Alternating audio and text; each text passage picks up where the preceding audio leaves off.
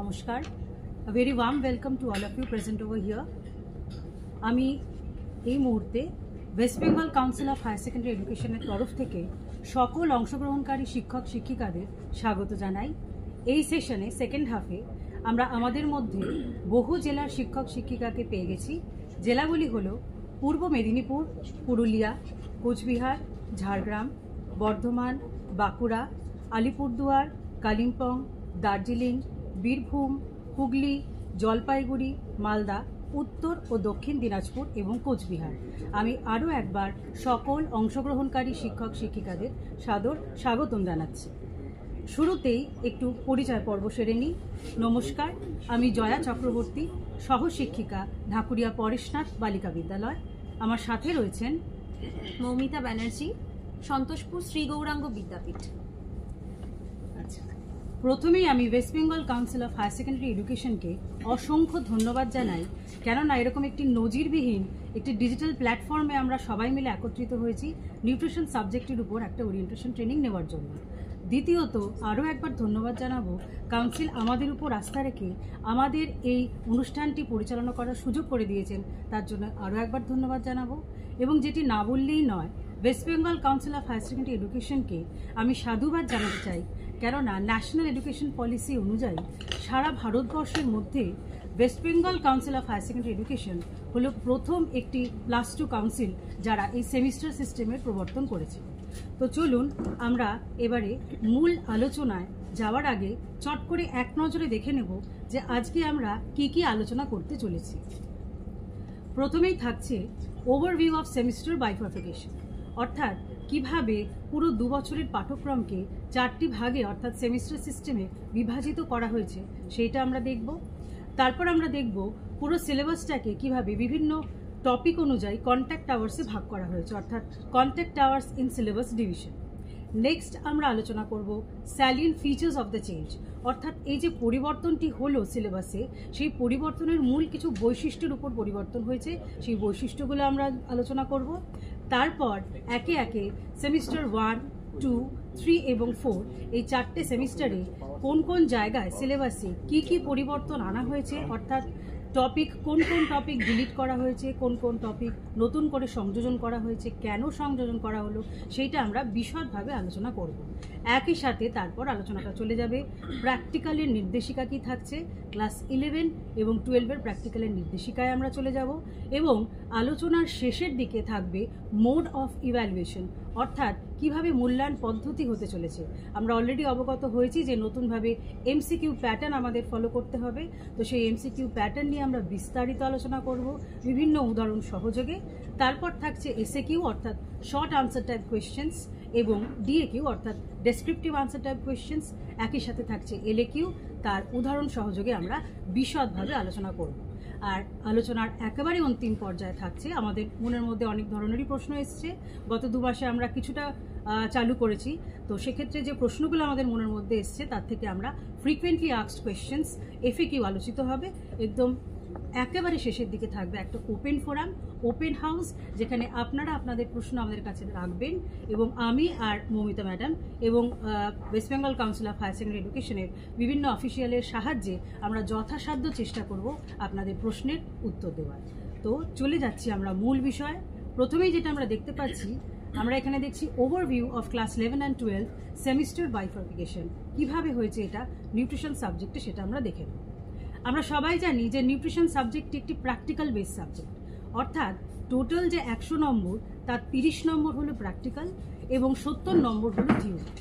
Class 11-এ 100 নম্বর এবং 12-এ 100 নম্বর, দুটোর ক্ষেত্রেই মূল বিভাজন যেখানে ঘটেছে সেটি হলো থিওরির অংশে বিভাজন ঘটেছে। এটা একটু নোট করবেন, প্র্যাকটিক্যালের কিন্তু কোনো বিভাজন ঘটেনি।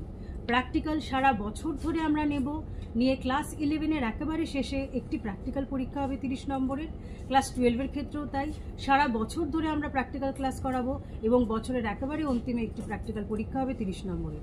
কিন্তু থিওরি যে অংশটি ক্লাস 11-এর ক্ষেত্রে, সেখানে 70 নম্বর বিভাজিত হয়েছে। 35 নম্বর সেমিস্টার 1-এ থাকছে, বাকি 35 নম্বর থাকছে সেমিস্টার 2-তে। একেবারে একই রকমভাবে সেমিস্টার 3-তে ক্লাস 12-এর ক্ষেত্রে থাকছে 35 নম্বর এবং বাকি 35 নম্বর থাকছে সেমিস্টার 4-এ। এবার আমরা চলে যাচ্ছি কিভাবে আমরা কন্ট্যাক্ট আওয়ার্সটাকে ভাগ করেছি পুরো সিলেবাসের মধ্যে। কন্ট্যাক্ট আওয়ার মানে কতটা সময়ের মধ্যে আমাদেরকে কিভাবে ম্যানেজ করতে হবে টোটাল সিলেবাসটা। এখানে আমরা প্রথমে দুটো স্লাইডের মাধ্যমে চার্টের মাধ্যমে দেখিয়েছি। সেমিস্টার 1 এবং 3 এখানে 110টা কন্ট্যাক্ট আওয়ার পাবো। সেমিস্টার 2 এবং 4 এখানে 90টা কন্ট্যাক্ট আওয়ার পাবো। সেমিস্টার 1 এবং 3 এর জন্য আমরা 60টা কন্ট্যাক্ট আওয়ার্স রেখেছি থিওরি পোর্শনের জন্য, প্র্যাকটিক্যাল পোর্শনের জন্য 40টা কন্ট্যাক্ট আওয়ার রেখেছি এবং 10টা এক্সট্রা কন্ট্যাক্ট আওয়ার্স রাখা আছে অ্যাসাইনমেন্ট, টিউটোরিয়াল, রেমেডিয়াল এগুলো মপ আপ করার জন্য, আমাদের কমপ্লিট করার জন্য। এবং 90 কন্ট্যাক্ট আওয়ার্স আছে সেমিস্টার 2 এবং 4-এ, যেখানে 60টা কন্ট্যাক্ট আওয়ার রাখা হয়েছে থিওরি পোর্শনের জন্য, 20 কন্ট্যাক্ট আওয়ার রাখা হয়েছে প্র্যাকটিক্যালে এবং এখানেও ওই 10 কন্ট্যাক্ট আওয়ার্স রাখা হয়েছে এক্সট্রা রেমেডিয়াল, অ্যাসাইনমেন্ট এবং টিউটোরিয়ালটা ম্যানেজ করার জন্য। এভাবে কন্ট্যাক্ট আওয়ারটা ব্রেকেজ করা আছে। নেক্সট স্লাইডে চলে যাব। এতক্ষণ জানলাম যে পরীক্ষা কিভাবে ভাগ হয়েছে এবং কন্ট্যাক্ট আওয়ারটা কিভাবে আমরা ডিস্ট্রিবিউট করা হয়েছে এখানে। এবার এই যে চেঞ্জেসটা এসেছে, এই যে চেঞ্জ করা হয়েছে সেটার কিছু উল্লেখযোগ্য বৈশিষ্ট্য নিয়ে আমরা আলোচনা করব। যেরকম লেখা আছে স্লাইডে, বছরে 2টো করে সেমিস্টার 2 ভাগে ভাগ করা হয়েছে প্রতি বছরের জন্য। 2 বছরে 11 ও 12 এই দুটি প্র্যাকটিক্যাল এক্সাম হবে। থিওরি নাম্বার আলাদা 70 নম্বর এবং প্র্যাকটিক্যাল আলাদা 30 নম্বর। প্র্যাকটিক্যাল পরীক্ষাটি প্র্যাকটিক্যালের যেটা সারা বছর আমাদের করাতে হবে সেটা সারা বছরই আমরা করাবো, যা যা আমাদের টাস্ক সিলেবাসে আছে, এবং বছরের শেষে এর পরীক্ষা এবং মার্কস তৈরি করা হবে। প্রত্যেক সেমিস্টারে যা সাবজেক্ট টপিক থাকবে তার মধ্যে সাব টপিক থাকবে, অর্থাৎ এক একটা ইউনিট তার আন্ডারে সাব ইউনিট এবং বিভিন্ন চ্যাপ্টার থাকবে। ইউনিট, সাব ইউনিট এগুলোর পাশেই লেখা আছে কিসে কত মার্কস এবং কন্ট্যাক্ট আওয়ার্স, অর্থাৎ কত সময় আমাদের এগুলো শেষ করতে হবে বা ম্যানেজ করতে হবে। যদি সিলেবাসটা নিয়েই বসেন তাহলে দেখতে পাবেন যে টপিক, সাব টপিক এগুলো লিখে দেওয়া আছে, তার পাশেই কন্ট্যাক্ট আওয়ার এবং তার পাশেই টোটাল মার্কস কত থাকছে সেই ব্রেকেজটা পরিষ্কারভাবে তুলে ধরা হয়েছে। নেক্সট পয়েন্ট দেখবেন, chapter wise topic, sub topic এগুলোতে ভেঙে দেওয়া হয়েছে যাতে বিষয়গুলিকে স্পেসিফিক করা যায়। আমাদের ঠিক কতটা পড়াতে হবে, কতটা জানাতে হবে, স্টুডেন্টসদের কি এবং কতটা জানতে হবে এবং কন্টেন্ট সম্পর্কে যাতে তাদের একটা স্বচ্ছ ধারণা তৈরি হয়। অর্থাৎ মানে আমরা একটা কোনো কিছু পড়ালাম, মনে মনে ওরা ওই বিষয়টার বেসিক ব্যাপার নিজেরাই ভালোভাবে জেনে সেই কন্টেন্টটার ব্যাপারে একটা আউটলাইন করতে পারে নিজেদের মনের মধ্যে। আচ্ছা, নেক্সট টপিকটা দেখবেন, একই টপিক বারবার রিপিটেশন হয়েছে। এটা আগেও আমরা দেখে এসেছি যে একটাই জিনিস আমাদেরকে বারবার পড়াতে হয়েছে বা স্টুডেন্টদের পড়তে হয়েছে, তো সেই রিপিটেশনটা নতুন সিলেবাসে অ্যাভয়েড করা হয়েছে এবং প্রয়োজন মতো পরবর্তী সেমিস্টারে এগুলো আলোচনা করা হয়েছে। এগুলো সিলেবাসে লিখে দেওয়া হয়েছে, কোথাও বেসিক কনসেপ্ট বা এলিমেন্টারি আইডিয়া অনলি, আবার কোথাও বলা হয়েছে outlines only, details to be covered in later units, এইভাবে স্পেসিফাই করে দেওয়া হয়েছে। নেক্সট এবং খুব ভাইটাল একটা কথা, প্র্যাকটিক্যালের যে টপিকগুলি সেগুলো প্রেজেন্ট বা কারেন্ট ক্লাসের সঙ্গে ইন্টারলিঙ্কড করে দেওয়া হয়েছে। অর্থাৎ যে ক্লাসে যে যে বিষয় ওরা জানবে সেই সেই বিষয়ের উপরেই ওরা নির্দিষ্টভাবে প্র্যাকটিক্যালটা করবে। Practical topics interlinked with the syllabus of current class pertaining to theory for conceptual understanding.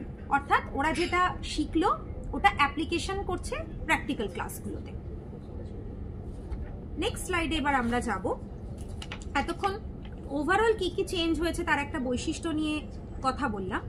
এবার আসবো প্রত্যেকটা সেমিস্টার অনুযায়ী বিষয়গুলিকে ইউনিট, সাব ইউনিট কিভাবে ভাগ করা হয়েছে এবং কি এক্সট্রা অ্যাডিশন করা হয়েছে বা কি বাদ রাখা হয়েছে। Changes sem one, overview of changes in syllabus semester 1। First unit দেখুন, introduction to food, nutrition and health.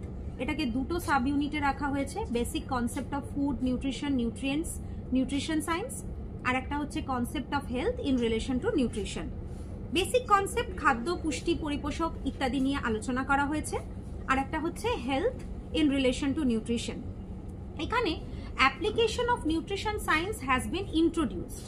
আমরা আগেও কোনো কোনো বইতে বা কোনো কোনো জায়গায় অ্যাপ্লিকেশন অফ নিউট্রিশন সায়েন্স পেয়েছি, কোথাও কোথাও পাইনি, কিন্তু এবারে পার্টিকুলার করে এটা সিলেবাসে রাখা হয়েছে যাতে ছেলেমেয়েরা বুঝতে পারে যে এই সাবজেক্টটা পড়ে তাদের ভবিষ্যৎ কি, ফিউচারে তারা কি করতে পারে, অথবা এই সাবজেক্টটার পরবর্তীকালে কোন কোন সাবজেক্টের সঙ্গে ইন্টারলিঙ্কড এই সাবজেক্টটা সেগুলো বোঝানোর জন্য এই অ্যাপ্লিকেশন অফ নিউট্রিশন সায়েন্স ব্যাপারটাকে রাখা হয়েছে অবশ্যই করে।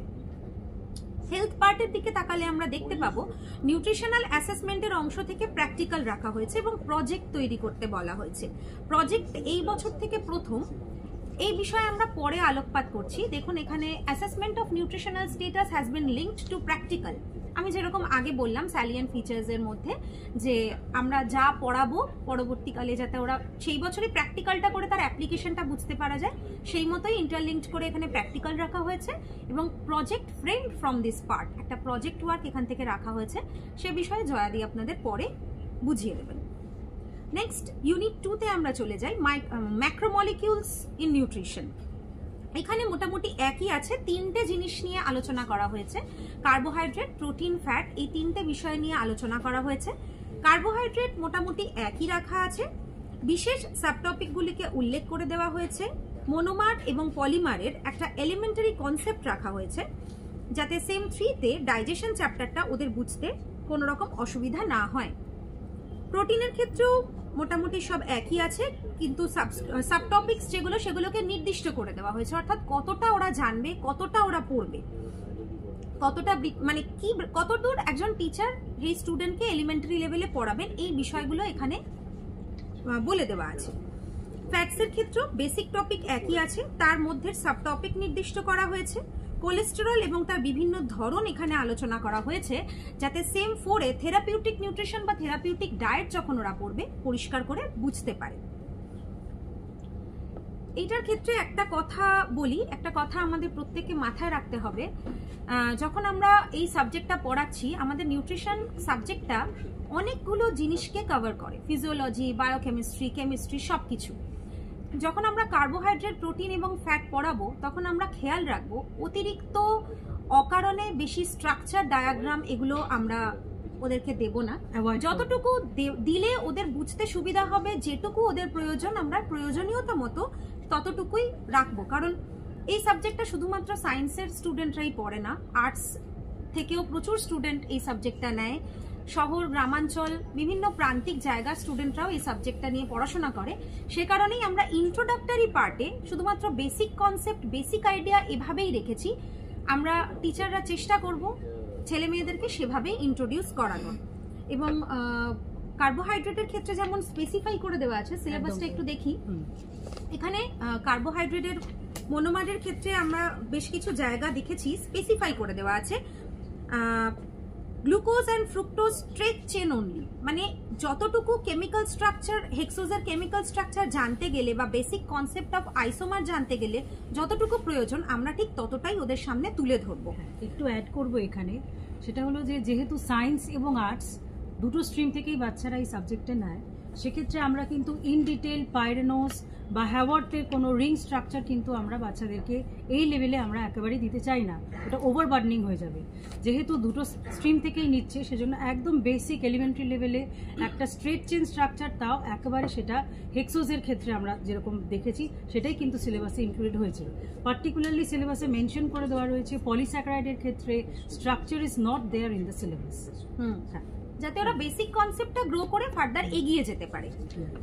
আর আরেকটা আইসোমারিজমের ক্ষেত্রে এটাও একটু বলে দিই যে এখানে আইসোমারিজম যখন আমরা পড়াচ্ছি বা পড়াবো তখনও কিন্তু খুব লিমিটেশনের, এখানে অপটিক্যাল আইসোমারিজম নিয়ে প্রচুর আলোচনা বা এগুলোকে আরো ডিটেলিং করা সেটুকু নয়, শুধু এটুকু বলে দেওয়া যে এদের সংকেতটা একই কিন্তু স্ট্রাকচারটা একে আমরা দেখিয়ে দিতে পারি যে এই কারণে দুটোর বৈশিষ্ট্যগুলো আলাদা হয়ে গেছে, এরা একে অপরের একদম এভাবে বলতে পারি। আচ্ছা, নেক্সট স্লাইডে আমরা চলে যাই। Semester 2, changes in semester 2। এখানে দুটো ইউনিট আমরা দেখতে পাচ্ছি। প্রথমেই আসছি মাইক্রোমলিকিউলসে। ভিটামিনস এর ইন্ট্রোডাক্টরি পার্ট এবং তার সাবটপিকস এখানে উল্লেখ করে দেওয়া হয়েছে। ফ্যাট সলিউবল ভিটামিনস যেগুলো সিলেবাসের সাবটপিক কতটা কি হবে, কতটা পড়াতে হবে এটা স্পেসিফিক করে দেওয়া হয়েছে। ডেফিসিয়েন্সি ডিসঅর্ডারের ক্ষেত্রে কেবল কি কি রোগ হতে পারে তার ছোট্ট আলোচনা, পর্যালোচনা মাত্র, কারণ রোগগুলি পরবর্তীকালে সেমিস্টার 4-এ স্টুডেন্টসরা আবার ইন ডিটেলে পড়বে। ওয়াটার সলিউবল ভিটামিনের ক্ষেত্রেও একই কথা বলবো। এখানে একটা নতুন জিনিস আমরা দেখতে পাচ্ছি, Current application of nutrition in health sciences added here. Subtopics like antioxidants, functional food, nutraceuticals, prebiotics, probiotics are to be covered. অর্থাৎ এখানে বেশ কিছু নতুন জিনিসকে ইন্ট্রোডিউস করানো হয়েছে এই কারণেই, কারণ এই ফাংশনাল ফুড বা নিউট্রাসিউটিক্যালস এগুলোর অ্যাপ্লিকেশন আমাদের বর্তমান জীবনযাপনের এর প্রভাব অনেক বেশি। আমরা বারবারই শুনতে পাই এগুলোর কথা, এগুলোর মাধ্যমে জীবনযাপনে উন্নতি আনার কথা। নিউট্রিশনের পার্ট যেহেতু 11-12 ছেলেমেয়েরা এই পার্টগুলোর সঙ্গে ইন্ট্রোডিউসড হোক, ওরা জানুক এগুলো কি, যাতে ভবিষ্যতে ওদের অনেকটা সুবিধা হয়। Next point, vitamin C deficiency disorder to be done on elementary basis as details of scurvy has been added in common deficiency disorder chapter in SEM 4. যেরকম বলেছি যে যে জাস্ট ডিজিজগুলো আমরা পড়বো এর ডিটেলগুলো সেমিস্টার 4-এ ডিটেলে আলোচনা করা হবে। চলে যাই ইউনিট 2-তে, যেখানে রয়েছে মিনারেলস। বেসিক সিলেবাস প্রায় একই থাকছে, সাবটপিকগুলি স্পেসিফিক করে দেওয়া হয়েছে। ম্যাক্রো এলিমেন্টসের ক্ষেত্রে ক্যালসিয়াম, ফসফরাস, ম্যাগনেসিয়াম, সোডিয়াম এবং পটাশিয়াম। আর মাইক্রো এলিমেন্টসের ক্ষেত্রে iron, iodine, fluorine, chlorine, only এগুলোই পড়বে ওরা মিনারেলসের ক্ষেত্রে। এলিমেন্টারি বেসিসে ডেফিসিয়েন্সি ডিসঅর্ডারগুলো ওরা পড়ছে, কারণ জাস্ট এলিমেন্টারি বেসিসে, কারণ সেমিস্টার 4-এ গিয়ে এগুলো ডিটেলে ওদের আবারও পড়তে হবে। নেক্সট স্লাইড চলে যাই, সেমিস্টার 2 এর নেক্সট চেঞ্জেস। ম্যাডাম আপনি। আচ্ছা, তো এবার আমরা চলে এলাম সেমিস্টার 2 এর ইউনিট 3 আর ইউনিট 4। সেমিস্টার 2 এর ইউনিট 3-তে আমরা পাচ্ছি মিল প্ল্যানিং অ্যান্ড ফুড গ্রুপস, অর্থাৎ খাদ্য পরিকল্পনা এবং খাদ্যের বিভাগ। এখানে 2টি চ্যাপ্টারে ভাগ করা হয়েছে। মিল প্ল্যানিং যে টপিক আমাদের পুরনো সিলেবাসে ছিল, প্রায় পুরোটাই একই রকম রাখা হয়েছে। খালি বিশেষ বৈশিষ্ট্য হিসেবে আমি বলতে পারি যে এখানে যে কিছু বেসিক সাব টপিক সেগুলো কিন্তু মেনশন করে দেওয়া হয়েছে। চলে যাচ্ছি পরের চ্যাপ্টারে, ফুড গ্রুপস অ্যান্ড কমোডিটিস। এক্ষেত্রে আগে এই প্রসঙ্গে একটু আমি বলে রাখি যে আমাদের সাবজেক্ট নিউট্রিশন একটা অত্যন্ত ডাইনামিক সাবজেক্ট। অনবরত নানা রকম রিসার্চের ফলে নানা রকম তথ্য পরিবর্তিত হয়ে চলেছে, এবং সেই পরিবর্তন হয়ে যাওয়া তথ্যগুলি আমাদেরকে Indian council of medical research এবং ন্যাশনাল ইনস্টিটিউট অফ নিউট্রিশন বিভিন্ন বইয়ের মাধ্যমে আমরা সেখানে পেয়ে থাকছি। তো সেই যেহেতু নতুন তথ্যগুলি সংযোজিত হচ্ছে যে বইতে, সেখান থেকে কিন্তু আমরা লেটেস্ট ফুড পিরামিড গাইডলাইনটি অন্তর্ভুক্ত করেছি সিলেবাসে। একই সাথে আরও একটি নতুন কনসেপ্ট এসছে, my plate method for planning a balance diet has been introduced. অর্থাৎ আগে সুষম আহার কি বলতে আমরা বেসিক্যালি সেখানে শর্করা, প্রোটিন এবং ফ্যাটের আনুপাতিক যে হার সেটা আমরা দেখেছিলাম, এবং সমস্ত রকম উপাদান কীভাবে থাকবে সেইটা আমরা দেখেছিলাম। নতুনভাবে national institute of nutrition my plate method এটি আরম্ভ করেছেন ব্যালেন্স ডায়েট ক্যালকুলেট করার জন্য। তো সেক্ষেত্রে সিলেবাসটিকে আরও প্রাসঙ্গিক করার জন্য, আরও আপ টু ডেট করার জন্য my plate method for planning a balance diet এটি অন্তর্ভুক্ত করা হয়েছে। একই সাথে food commodities and food groups are to be covered in elementary manner. এখানে আমরা খুব বেশি গভীরে যাব না, আমরা পুষ্টিমূল্য যাতে বাচ্চারা জানে যে এই পার্টিকুলার খাদ্য বিভাগের এই পুষ্টিমূল্য, সেই পুষ্টিমূল্য সংক্রান্ত কিন্তু আলোচনায় আমরা সীমাবদ্ধ থাকব। আরেকটি উল্লেখযোগ্য বিষয় এখানে, সেটি হলো দানা শস্য অর্থাৎ সিরিয়ালসের সাথে মিলেটস, অর্থাৎ সিরিয়ালস এবং মিলেটস একসাথে নিউট্রি সিরিয়ালস নাম দিয়ে নতুনভাবে আমরা এই সিলেবাসে অন্তর্ভুক্ত করেছি, এবং মিলেটসটা কিন্তু এই সিলেবাসের মধ্যে রাখা হয়েছে। তারপরে থাকছে meal preparation practical has been linked with this topic. আমরা এই সিলেবাসের নতুন সিলেবাসের বৈশিষ্ট্যতে আমরা প্রথমেই দেখেছি যে তারা স্টুডেন্টরা যে টপিকগুলো যেই সেমিস্টারে পড়ছে একই সাথে ওই ক্লাসেই কিন্তু এই সেমিস্টার ভিত্তিক প্র্যাকটিক্যালগুলোকে লিঙ্ক করা হয়েছে। অর্থাৎ 11-এ তারা থিওরিতে যা পড়ছে 11-এর প্র্যাকটিক্যালেও কিন্তু একই সাথে লিঙ্ক করা রয়েছে। ঠিক এরকমই একটা চ্যাপ্টার হচ্ছে ফুড গ্রুপস অ্যান্ড কমোডিটিস, যেখানে মিল প্রিপারেশন যে প্র্যাকটিক্যালের অংশটা অনেকটা জুড়ে কিন্তু এই চ্যাপ্টার থেকে তারা করবে। চলে যাচ্ছি আমি ইউনিট 4 অর্থাৎ meal preparation and daily allowances for Indians. এখানে মিল প্রিপারেশন অর্থাৎ কুকারি বা কুকিং যে চ্যাপ্টারটি আগে ছিল, একেবারে নতুন নাম করে এটি দেওয়া হয়েছে মিল প্রিপারেশন। বেসিক সিলেবাস একেবারে এক থাকছে, কিন্তু যে বেসিক সাব টপিক্সগুলো কভার করতে হবে সেগুলি মেনশন করা রয়েছে। আরেকটি নোটেবল ফিচার এখানে, সেটি হলো কিচেন প্ল্যানিং অ্যান্ড লেআউট। এই আর্কিটেকচারাল যে অ্যাঙ্গেলটা রয়েছে সেটা কিন্তু সিলেবাস থেকে বাদ দেওয়া হয়েছে, অর্থাৎ কিচেন প্ল্যানিং, কিচেন লেআউট এগুলো কিন্তু সিলেবাসে নেই, নতুন সিলেবাসে নেই। চলে যাচ্ছি পরের চ্যাপ্টারে, balance diet for different age group. এখানেও এই চ্যাপ্টারে প্রত্যেকটি সাবটপিক ক্লিয়ারলি স্পেসিফাই করে বলা রয়েছে যে কোন জায়গা থেকে কতটুকু স্টুডেন্টদেরকে পড়তে হবে। খুব ইম্পর্টেন্ট পয়েন্ট যেটা, যেটা এক্ষুনি আমি বললাম যে যেহেতু এটা ডাইনামিক ফিল্ড, সেজন্য অনবরত পরিবর্তনের সঙ্গে আমাদেরকে একসাথে যেতে হবে। সেজন্য RDA রেকমেন্ডেড ডায়েটারি অ্যালাওয়েন্স সেটি কিন্তু 2020-তে যেটা ন্যাশনাল ইনস্টিটিউট অফ নিউট্রিশন বের করেছিলেন, তার যে রিভাইস 2024-এর ভ্যালুগুলো 2024-এর ফেব্রুয়ারিতে যেটা বের করা হয়েছে সেইটি কিন্তু সিলেবাসে সংযোজিত হয়েছে। একই সাথে এস্টিমেটেড অ্যাভারেজ রিকোয়ারমেন্ট, এটার একটা বেসিক কনসেপ্ট যেন স্টুডেন্টরা পায়, তার জন্য এটিও সিলেবাসে অন্তর্ভুক্ত করা হয়েছে। চলে যাচ্ছি পরের টপিকে, অ্যাডোলেসেন্ট ফিডিং প্রোগ্রামস, এবং তার সাথে থাকছে ফিডিং প্রবলেমসের সাথে থাকছে জাঙ্ক ফুড, ফাস্ট ফুড, এই টপিকগুলো কিন্তু অন্তর্ভুক্ত করা হয়েছে। আমরা পুরনো সিলেবাসে দেখেছিলাম যেখানে একেবারে প্রথম অধ্যায়, যেখানে খাদ্য সংক্রান্ত মূল ধারণা বাচ্চারা যেখানে যে চ্যাপ্টারে পাচ্ছে, সেখানে তারা জাঙ্ক ফুড, ফাস্ট ফুড এগুলি আলোচনা হয়েছিল। নতুন সিলেবাসে কিন্তু সেখান থেকে তুলে এনে সেমিস্টার 2-তে বয়সন্ধিকালের যে পুষ্টি অর্থাৎ অ্যাডোলেসেন্ট যে নিউট্রিশন, সেই অংশের মধ্যে এটি সংযোজিত হয়েছে। একই সাথে এসছে অ্যানোরেক্সিয়া নার্ভোসা, বুলিমিয়া নার্ভোসা, এই ধরনের কিছু খাদ্য সংক্রান্ত কিছু প্রবলেম যেগুলো কিনা বয়সন্ধিকালে বেশি দেখা যায়। সিলেবাসটিকে আরও আপ টু ডেট করার জন্য এই টপিকটি অন্তর্ভুক্ত করা হয়েছে। চলে যাচ্ছি আমরা পরের স্লাইডে। এবার চলে এলাম সবথেকে গুরুত্বপূর্ণ বিষয়, অর্থাৎ ক্লাস 11-এর প্র্যাকটিক্যাল। আমরা প্র্যাকটিক্যালের সিলেবাসটা যদি আমরা দেখি, তাহলে আমরা দেখব যে প্র্যাকটিক্যালের সিলেবাসে কিন্তু একটি আমূল পরিবর্তন এসছে। প্রথমে একটু ওভারঅল আমি বলে দিই, ক্লাস 11-এর প্র্যাকটিক্যালের মোট 3টে অংশ রয়েছে, ইউনিট 1, ইউনিট 2 আর ইউনিট 3। ইউনিট 1 যেটি, সেটি হলো নিউট্রিশন অ্যান্ড হেলথের উপরে একটি ইনভেস্টিগেটরি প্রজেক্ট। এটা একটু খুব গুরুত্বপূর্ণ বিষয়। সেটি হলো প্রথমবার নিউট্রিশনের মধ্যে প্রজেক্ট আলাদা করে প্র্যাকটিক্যালের মধ্যে সংযোজন ঘটল। এই প্রজেক্টটা কিভাবে করা হবে না করা হবে সেটা আমি পরে আসছি। আমি ইউনিট 2টা একটু বলে নিই, সেটা হচ্ছে ম্যাক্রোমলিকিউলস ইন নিউট্রিশন।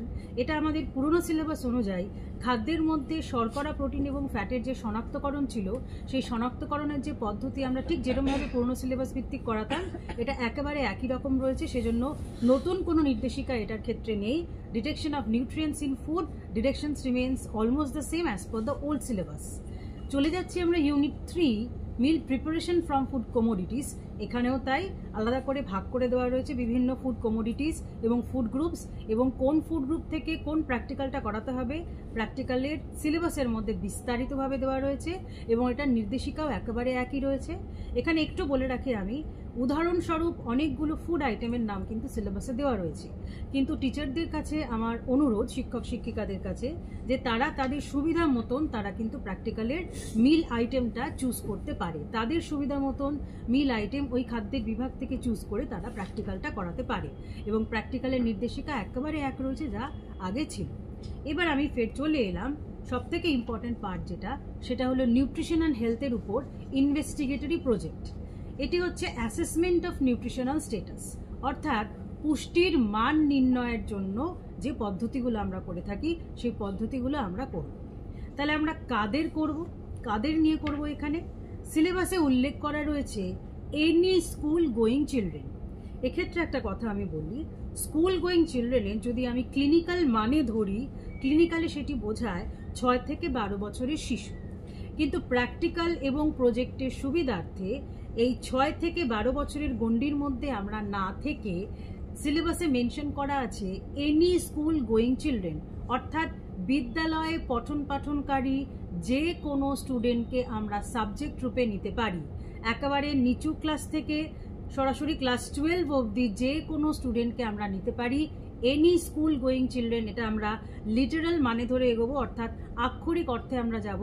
আমরা কিন্তু এটা ডাক্তারি অর্থে আমরা যাচ্ছি না, একেবারেই কোনো রকম ক্লিনিক্যালি যেটা বোঝাচ্ছে সেটা আমরা যাচ্ছি না। আমরা প্রজেক্টের সুবিধার্থে আমরা স্কুলে পড়া যে কোনো বাচ্চাকে সাবজেক্ট হিসেবে নিতে পারি। এবার প্রশ্ন আসছে যে আমরা কতজনকে নেব, কতগুলো সাবজেক্ট আমরা নিতে পারি? আমরা নিতে পারি ম্যাক্সিমাম 5টা সাবজেক্ট, তার উপর আমরা কাজটা করব। এবার চলে আসি আমরা কি কাজটা করব। দুটো ভাগে এখানে ভাগ করা রয়েছে। প্রথমে রয়েছে অ্যানথ্রোপোমেট্রিক মেজারমেন্ট। অ্যানথ্রোপোমেট্রিক মেজারমেন্ট অর্থাৎ শরীরের অঙ্গের পরিমাপ পদ্ধতির দ্বারা আমরা পুষ্টির মান নির্ণয় করব। আর আরেকটি অংশ রয়েছে প্রমিনেন্ট ক্লিনিক্যাল ফিচার, অর্থাৎ ডাক্তারি মূল্যায়ন, অর্থাৎ বাহ্যিকভাবে শরীরে যে বিভিন্ন পুষ্টি উপাদানের অভাবগুলোর লক্ষণ যেগুলো প্রকাশ পায় সেই লক্ষণগুলো দেখে আমরা একটা ডাক্তারি মূল্যায়ন করব।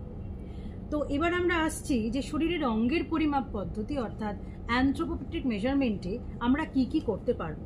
সিলেবাসে মেনশন করে দেওয়া আছে হাইট, ওয়েট, বিএমআই এবং এক্সেট্রা বলে আলাদা ফিল্ডটাকে ওপেন রাখা রয়েছে। মূলত হাইট, ওয়েট এবং বিএমআই এটা বের করা অত্যন্ত সহজ এবং খুব সহজে প্রজেক্টে করিয়ে নেওয়া যাবে বলে হাইট, ওয়েট এবং বিএমআই সিলেবাসে মেনশন করে দেওয়া রয়েছে। এবার আমরা আসছি, আমরা সাবজেক্ট যদি উঁচু ক্লাসের স্টুডেন্টদেরকে আমরা সাবজেক্ট হিসেবে ধরি, অর্থাৎ 10, 11, 12 এরকম ক্লাসের বাচ্চাদেরকে ধরে নিলাম আমি 16, 17, 18, 19 এরকম এজের বাচ্চারা রয়েছে। তো সেক্ষেত্রে নর্মালি আমরা যেরকমভাবে হাইট আর ওয়েট নিয়ে থাকি সেভাবে হাইট আর ওয়েট নিয়ে আমরা বিএমআইটা ক্যালকুলেট করলাম।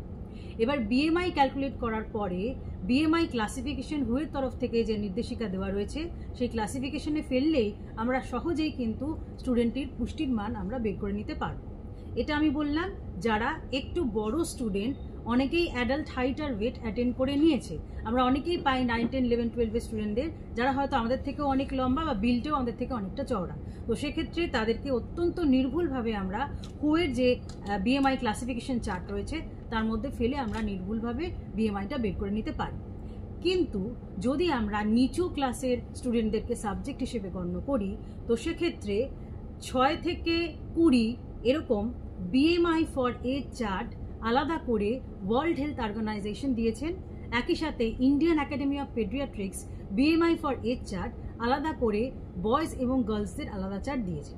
তো যদি আমরা নিচু ক্লাসের বা খুব ছোট ক্লাসের বাচ্চাদেরকে নিই তাহলে সেক্ষেত্রে তাদেরকে যদি সাবজেক্ট করি সেক্ষেত্রে আমাদেরকে কি করতে হবে, প্রথমে আমরা নর্মাল নিয়ম অনুযায়ী তার ওজনটা নিলাম, তার উচ্চতা নিলাম এবং ফর্মুলায় ফেলে আমরা বিএমআইটা বের করে ফেললাম। এবার বিএমআই যেটা আমরা পেলাম সেইটাকে আমাদেরকে কি করতে হবে, বিএমআই ফর এজ যে চার্ট তার মধ্যে ফেলে আমাদেরকে দেখে নিতে হবে যে তার পুষ্টির মানটা কোথায় দাঁড়াচ্ছে। বিএমআই ফর এজ চার্টের মধ্যে অনেকগুলি সেকশন ভাগ করা রয়েছে যেখানে ম্যালনারিশড, নর্মালি নারিশড বা ওবেসিটি বা ওভারওয়েট এরকম ভাগ করা রয়েছে।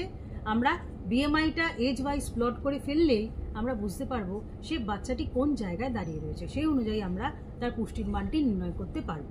তো এই পুরো ব্যাপারটাকে অ্যানথ্রোপোমেট্রিক ব্যাপারটাকে আমি আরেকবার একটু সিনপসিস করে দিচ্ছি। সেটা হলো যে যদি আমরা উঁচু ক্লাসের স্টুডেন্টদের নিই তাহলে নর্মালভাবে আমরা হাইট, ওয়েট এবং বিএমআই ক্যালকুলেট করার পর আমরা কি করব, বিএমআই এর হুয়ের যে ক্লাসিফিকেশন রয়েছে সেই ক্লাসিফিকেশনে ফেলে আমরা বিএমআই এর রেজাল্টটা বের করব। যদি আমরা নিচু ক্লাসের বাচ্চাদেরকে নিই যারা অ্যাডাল্ট হাইট ওয়েট করেনি বা বড়োর ক্ষেত্রেও আপনারা করতে পারেন, সেটা আপনারা একটু দেখে নেবেন তাদের বিল্ডটা কীরকম রয়েছে। বিল্ডটা যদি খুব ছোটোখাটো হয় তাহলে সেক্ষেত্রে 5 থেকে 19 বছর বয়সী বাচ্চাদের ক্ষেত্রে হু এবং আইএপি আলাদা করে বিএমআই ফর এজ চার্ট দিয়েছে, সেই চার্টে ফেলে আমরা বিএমআইটা নির্ণয় করতে পারব। আর তার আগে ইন জেনারেল দুটো সেকশনের ক্ষেত্রেই আমরা কিন্তু নর্মালি হাইট যেভাবে নিতে হয় সেভাবে নিলাম, আমরা ওয়েট নিলাম, নিয়ে আমরা বিএমআইটা ক্যালকুলেট করলাম। তো এই হলো অ্যানথ্রোপোমেট্রিক পার্টের অংশটা। এইবার আমি চলে গেলাম হচ্ছে ক্লিনিক্যাল অ্যাসেসমেন্ট পার্টে, অর্থাৎ ডাক্তারি মূল্যায়ন পার্ট। সেখানে আমরা দেখব যে শারীরিকভাবে বাহ্যিক কোনো লক্ষণ প্রকাশ পাচ্ছে কিনা শিশুর দেহে।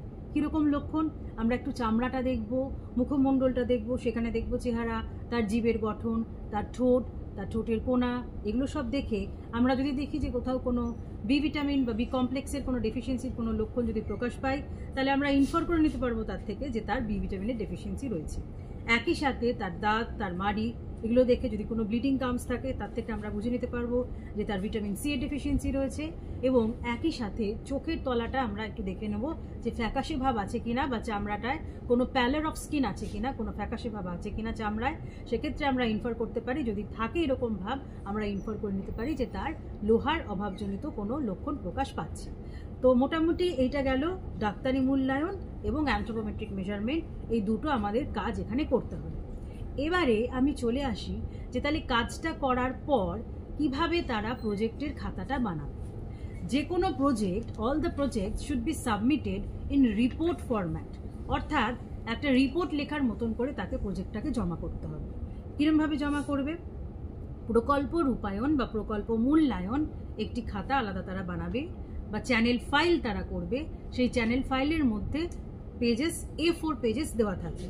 সেই A4 পেজেসের আমি ধরে নিলাম যে একদম প্রজেক্টের রিপোর্টের শুরুতে থাকবে প্রকল্পের একটি ভূমিকা, একটি ইন্ট্রোডাকশন থাকবে, ম্যাক্স টু ম্যাক্স সেটা 1 পাতার হতে পারে।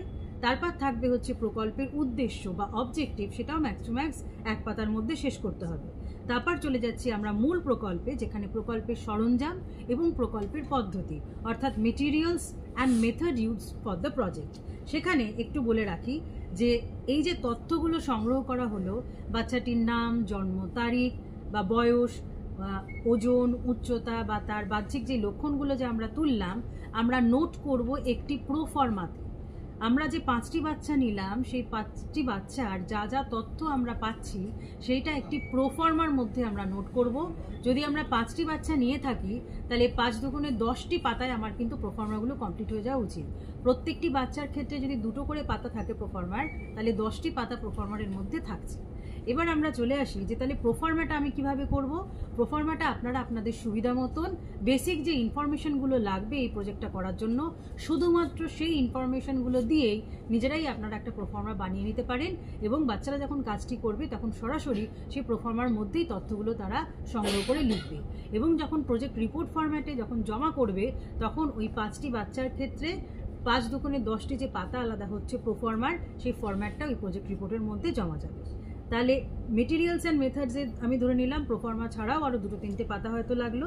তারপর আমরা আসবো তথ্য বিশ্লেষণ অর্থাৎ ডেটা অ্যানালিসিস। এখানে সবার পুষ্টির মান আমরা নির্ণয় করেছি বা সবার আমরা বাহ্যিক লক্ষণগুলো আমরা দেখতে পেয়ে গেছি। তো সেক্ষেত্রে প্রতিটি বাচ্চা ধরে আমরা রেজাল্টটাকে ইনফার করব যে এই বাচ্চাটির BMI এত, তার মানে সে পুষ্ট বা অপুষ্ট বা তার এই শ্রেণীর মধ্যে সে পড়ছে, সেটা আমরা ইনফার করলাম।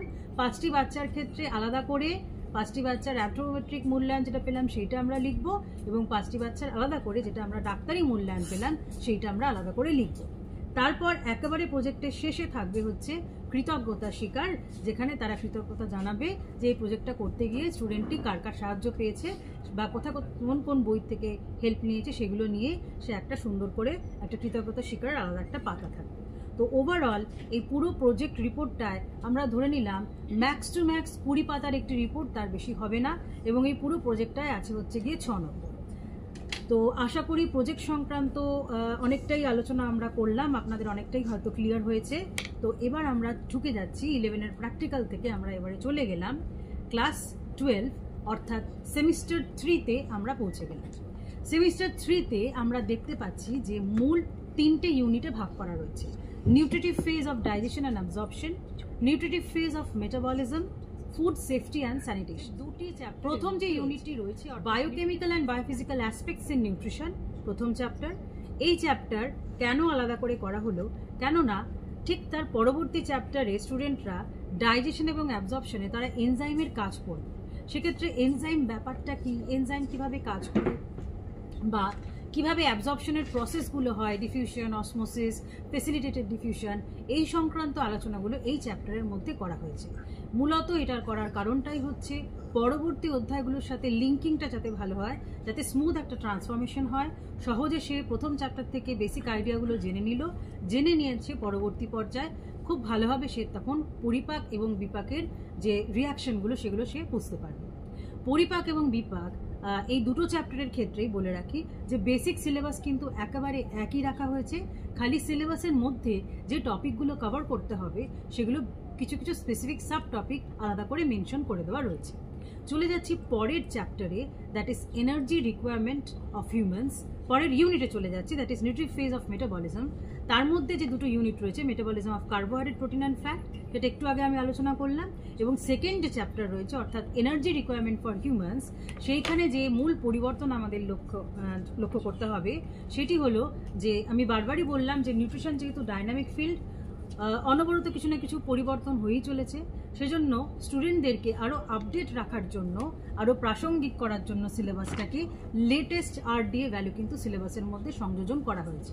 সেখানে RDA ভ্যালু 2020 যেটা রিভাইজ হচ্ছে 2024-এ, সেটা কিন্তু সিলেবাসের মধ্যে রয়েছে এবং স্টুডেন্টদেরকে সেটাই পড়তে হবে। চলে যাচ্ছি আমরা থার্ড যে unit, food safety and sanitation. সেখানে দুটো চ্যাপ্টারে ভাগ করা হয়েছে সিলেবাসটিকে, spoilage of food and food poisoning. মূলত এই পুরো টপিকটা একেবারেই নতুন সংযোজন। এর মূল কারণ নিউট্রিশনের স্টুডেন্ট হিসেবে যেহেতু তাদেরকে জানা উচিত যে একটা পাবলিক হেলথ হ্যাজার্ড হলে কিভাবে ফুড সেফটি সেটাকে সারিয়ে তুলতে পারে বা ফুড সেফটির দ্বারা আমরা কিভাবে বিভিন্ন পাবলিক হেলথ হ্যাজার্ড আমরা ওভারকাম করতে পারি, সেই জন্য আমরা এই টপিকটাকে অন্তর্ভুক্ত করেছি এই সিলেবাসের মধ্যে। এবং এক্ষেত্রে আবারও বলছি, নতুন সিলেবাসের বৈশিষ্ট্য অনুযায়ী প্রত্যেকটা সাব টপিক কিন্তু খুব সুন্দর সুনির্দিষ্টভাবে বলা রয়েছে, ঠিক সেই টপিকগুলোই আপনারা কভার করবেন। নতুন সংযোজন হয়েছে এখানে micro organisms in food, food spoilage and food poisoning. চলে যাচ্ছি পরের chapter, food safety and food preservation. Food preservation অর্থাৎ খাদ্য সংরক্ষণ, এই অংশটি অলরেডি পুরনো সিলেবাসে ছিল, সেখানে আমূল কোনো পরিবর্তন হয়নি। নতুনভাবে তাদেরকে যেটা জানতে হবে সেটি হলো ফুড প্রিজারভেটিভ এবং ফুড অ্যাডিটিভ। আর ফুড প্রিজারভেটিভ তাও আগের সিলেবাসে তারা একটু ছুঁয়ে গেছে, একটু পড়েছে, কিন্তু এখানে তাদের একটা ক্লিয়ার আইডিয়া থাকা দরকার যে কোনটা ক্লাস 1 প্রিজারভেটিভ আর কোনটা ক্লাস 2 প্রিজারভেটিভ। সেই জন্য এই টপিকটি নতুনভাবে সংযোজিত হয়েছে। আলাদা করে যেটা উল্লেখযোগ্য বিষয় এইটুকু অংশের মধ্যে, সেটি হলো যে দেশের মধ্যে যদি কোনো খাদ্য সংক্রান্ত কোনো অব্যবস্থা হয় বা খাদ্য সংক্রান্ত যে আইনগুলো এসছে সেগুলো কিন্তু নতুনভাবে সংযোজিত হয়েছে সিলেবাসে। কেননা সিলেবাসটাকে আবারও বলছি প্রাসঙ্গিক করার জন্য rules and standards of food safety কিন্তু এখানে অন্তর্ভুক্ত করা হয়েছে। সেখানে নির্দিষ্ট যে টপিকগুলো নতুনভাবে ঢুকেছে সেগুলি হলো HACCP, FSSAI, এগুলি অ্যাড করা হয়েছে। তো মোটামুটি আমরা সেমিস্টার 3 শেষ করলাম। এবার আমরা চলে যাচ্ছি ক্লাস 12-এর সেমিস্টার 4। সেমিস্টার 4-এ আমরা দেখতে পাচ্ছি যে দুটো ইউনিটে ভাগ করা রয়েছে। একটি হলো ডায়েটেটিক্স অ্যান্ড ডায়েট প্ল্যানিং, অর্থাৎ পথ্যবিজ্ঞান এবং পথ্য পরিকল্পনা। তার আন্ডারে 3টি মেইন চ্যাপ্টার রয়েছে। Nutrition in pregnancy and lactation, অর্থাৎ গর্ভবতী মহিলা এবং প্রসূতি নারীর সুষম আহার বা পুষ্টি। মূলত এই চ্যাপ্টারের মধ্যে সিলেবাসের কোনো রকম পরিবর্তন আসেনি, পুরনো সিলেবাস ভিত্তিক একই রকম রাখা রয়েছে, বেসিক সাব টপিকগুলোকে স্পেসিফাই করা হয়েছে। নিউট্রিশন ফর ইনফ্যান্টস, অর্থাৎ শিশুর পুষ্টি যে চ্যাপ্টার, সেখানেও সিলেবাসের খুব কোনো অদল বদল ঘটেনি। কিন্তু যেটি নোট করতে হবে আপনাদের সেটি হলো মল্টিং ফুড, মাল্টিপারপাস ফুড এবং বাল আহার, এই 3টি টপিক অ্যাড করা হয়েছে। কেননা নিউট্রিশনের স্টুডেন্ট হিসেবে কিভাবে অপুষ্টি প্রতিরোধ করা যায় স্বল্প মূল্যের খাবারের সাহায্যে, সেইটার নলেজটা দেওয়ার জন্যই কিন্তু আলাদা করে এই ইনফ্যান্টের নিউট্রিশন চ্যাপ্টারের মধ্যে এই অংশগুলি সংযোজিত হয়েছে। চলে যাচ্ছি আমরা পরের chapter, diet therapy in common few diseases. অর্থাৎ ডায়েট থেরাপি চ্যাপ্টারের মধ্যে বেসিক যে ডিজিজগুলো কভার করতে হবে প্রত্যেকটি কিন্তু ডিজিজের নাম দিয়ে সিলেবাসের মধ্যে মেনশন করে দেওয়া রয়েছে। যেই ডিজিজের মেনশন নেই সেই ডিজিজ কিন্তু সিলেবাসে নেই। একটু নোট করবেন আপনারা, যে টপিকগুলো যে ডিজিজগুলো আমাদেরকে কভার করতে হবে সেগুলো সিলেবাসের মধ্যে বিস্তারিতভাবে নাম দিয়ে বলে দেওয়া রয়েছে। যেগুলো নাম দিয়ে বলে দেওয়া নেই সেগুলো কিন্তু সিলেবাসে নেই। সিলেবাসটিকে আরও আপ টু ডেট করার জন্য পরবর্তী পর্যায়ে আরও ভোকেশন রেডি যাতে হয় বাচ্চারা, আরও প্রফেশন রেডি যাতে হয় বাচ্চারা, সেই জন্য নতুনভাবে সিলেবাসে সংযোজিত হয়েছে আরও আপডেটেড ফর্মে died in cancer and died in coeliac disease and IBS, অর্থাৎ ইরিটেবল বাউল সিনড্রোম, এই 3টে রোগ কিন্তু অন্তর্ভুক্ত করা হয়েছে। চলে যাচ্ছি আমরা unit 2, nutrition for the community, অর্থাৎ সমাজের জন্য পুষ্টি। সেখানে মূলত 4টে সাব ইউনিট অর্থাৎ চ্যাপ্টারে ভাগ করা হয়েছে। প্রথমে থাকছে কমন ডেফিসিয়েন্সি ডিজিজেস, অর্থাৎ ভারতের সাধারণ অভাবজনিত রোগসমূহ। সেখানে অলরেডি সিলেবাসে যা ছিল সেটা পুরোটাই রয়েছে, আলাদা করে কোনো পরিবর্তন হয়নি। সাব টপিক মেনশন করা হয়েছে। যেটা নোট করতে হবে এখানে সেটি হলো অস্টিওমেলেশিয়া, রিকেট, স্কারভি, এই 3টে রোগকে আলাদাভাবে এখানে অন্তর্ভুক্ত করা হয়েছে। এবং যেহেতু যে এটি অলরেডি তারা এই উপাদানগুলোকে, অর্থাৎ অস্টিওমেলেশিয়া, রিকেট এবং স্কারভি, যেরকম ভিটামিন C, ভিটামিন D এবং ক্যালসিয়াম, যেহেতু এগুলো তারা সেম 2-তে পড়ছে, সেজন্য সেম 2-এর সিলেবাসে কিন্তু আলাদা করে মেনশন করে দেওয়া রয়েছে যে deficiency disorders to be covered in the latter semesters, অর্থাৎ এই অধ্যায়ের এই অংশগুলি পরবর্তী সেমিস্টারে বিস্তারিতভাবে আলোচিত হবে। সেই জন্য রিপিটেশন অ্যাভয়েড করার জন্য সেম 2 থেকে এগুলো বিস্তারিত আলোচনাগুলো তুলে এনে সেম 4-এ এগুলোকে অন্তর্ভুক্ত করা হয়েছে। চলে যাচ্ছি আমরা পরের চ্যাপ্টারে, supplementary feeding programmes and organisations to combat malnutrition. এখানেও বেসিক টপিক একেবারেই এক রাখা হয়েছে, খুব অদল বদল কিছু হয়নি। সাব টপিক স্পেসিফাই করে দেওয়া রয়েছে, আপনারা তার মধ্যেই আলোচনা রাখবেন। নতুন টপিক এখানে অ্যাড করা হয়েছে সেটি হলো recommended dietary allowance and recommended dietary ইনটেকের মধ্যে যে রিলেশন সেইটা এখানে অন্তর্ভুক্ত করা হয়েছে। এবং আরেকটি উল্লেখযোগ্য বিষয় যেটি নোট করতে হবে আপনাদের, যে আমরা এতদিন অবধি মিড ডে মিল প্রোগ্রাম বলে যে প্রোগ্রামটিকে জানতাম সেটির নামটি পাল্টেছে, তার জায়গায় নামকরণটি হয়েছে প্রধানমন্ত্রী পোষণ যোজনা, PM পোষণ অভিযান। তো সেই নামেই কিন্তু সিলেবাসে অন্তর্ভুক্ত করা হয়েছে এবং স্টুডেন্টরা আপডেটেড থাকে যাতে, সেজন্য এই নাম দিয়েই কিন্তু তারা তাদের বইতে এগুলো পাবে। আরেকটি উল্লেখযোগ্য বিষয় এখানে মাথায় রাখতে হবে, সেটি হলো যে ন্যাশনাল ফুড সিকিউরিটি অ্যাক্ট ল হিসেবে কি তৈরি হয়েছে লটা, সেটা সংক্রান্ত একটা প্রাথমিক ধারণা কিন্তু শিশুদের দেওয়ার জন্য আমরা এখানে অন্তর্ভুক্ত করেছি এটাকে। এবং আলাদা করে যেহেতু বারবারই বলা হচ্ছে যে এই যে সিলেবাসটা চেঞ্জ হলো, এখানে একটা লোকাল ফ্লেভার অ্যাড করতে হবে, যেগুলো মোরাললেস আর্টস ঘেঁষা যে সাবজেক্ট এবং আর্টস সায়েন্স কম্বিনেশনের যে সাবজেক্ট, সেখানে কিন্তু হিউম্যানিটিস বেসড যে সাবজেক্টগুলো কিছু কিছু, সেক্ষেত্রে কিন্তু বলা হয়েছে যে একটা লোকাল ফ্লেভার রাখতে। সেটা মাথায় রেখেই কিন্তু যে সমস্ত সংস্থাগুলো অপুষ্টি নিবারণের জন্য অনবরত কাজ করে চলেছে, তাদের মধ্যে আমরা অনেক জাতীয় এবং আন্তর্জাতীয় সংস্থা আমরা পড়েছি বা দেখেছি বাচ্চাদেরকে পড়াই, সেগুলো তো আছেই এবং সিলেবাসে মেনশনও করে দেওয়া আছে যে কোন কোনগুলো পড়তে হবে। আলাদা করে অ্যাড হয়েছে এখানে role of CINI, Child in Need Institute. এটি একটি সংস্থা, পশ্চিমবাংলার সংস্থা, যেটি দীর্ঘ প্রায় 40-50 বছরের কাছাকাছি এই সংস্থাটি কিন্তু অপুষ্টি নিবারণে অনবরত কাজ করে চলেছে। সেজন্য লোকাল ফ্লেভার দেওয়ার জন্য সিলেবাসে রোল অফ সিনিটি অন্তর্ভুক্ত হয়েছে। চলে যাচ্ছি আমরা পরের চ্যাপ্টারে, nutrition education for the community, অর্থাৎ পুষ্টি শিক্ষা। পুরোটাই একই রকম আছে, কোনো রকম পরিবর্তন হয়নি, কিন্তু যেটি নোট করতে হবে সেটি হলো ডায়েট সার্ভে কিন্তু টপিকটি বাদ দেওয়া হয়েছে। This topic has been deleted from the syllabus which is diet survey. চলে যাচ্ছি সিলেবাসের একেবারে লাস্ট চ্যাপ্টারে, থিওরি সিলেবাসের, that is nutritive value of food. এটাও কিন্তু নতুন কোনো সংযোজন বা কোনো টপিক যায়নি, পুরনো সিলেবাস অনুযায়ী টপিক একেবারে এক আছে এবং সাব টপিকগুলিকে স্পেসিফাই করা হয়েছে। তো মোটামুটিভাবে আমরা দেখে নিলাম যে ক্লাস 12-এর সেম 3 এবং সেম 4-এ কী কী পরিবর্তনগুলো এসছে, কেন সেই পরিবর্তনগুলোকে আনা হয়েছে, বা কি কি অংশ বাদ গেছে, বা কি কি অংশ আমরা রিপিট করব না, আমরা সেমিস্টারে ভাগ হয়ে গেছে কি কি টপিক। এইবারে আমরা যেটাতে চলে যাব সেটি হলো ক্লাস 12-এর প্র্যাকটিক্যালের নির্দেশিকা।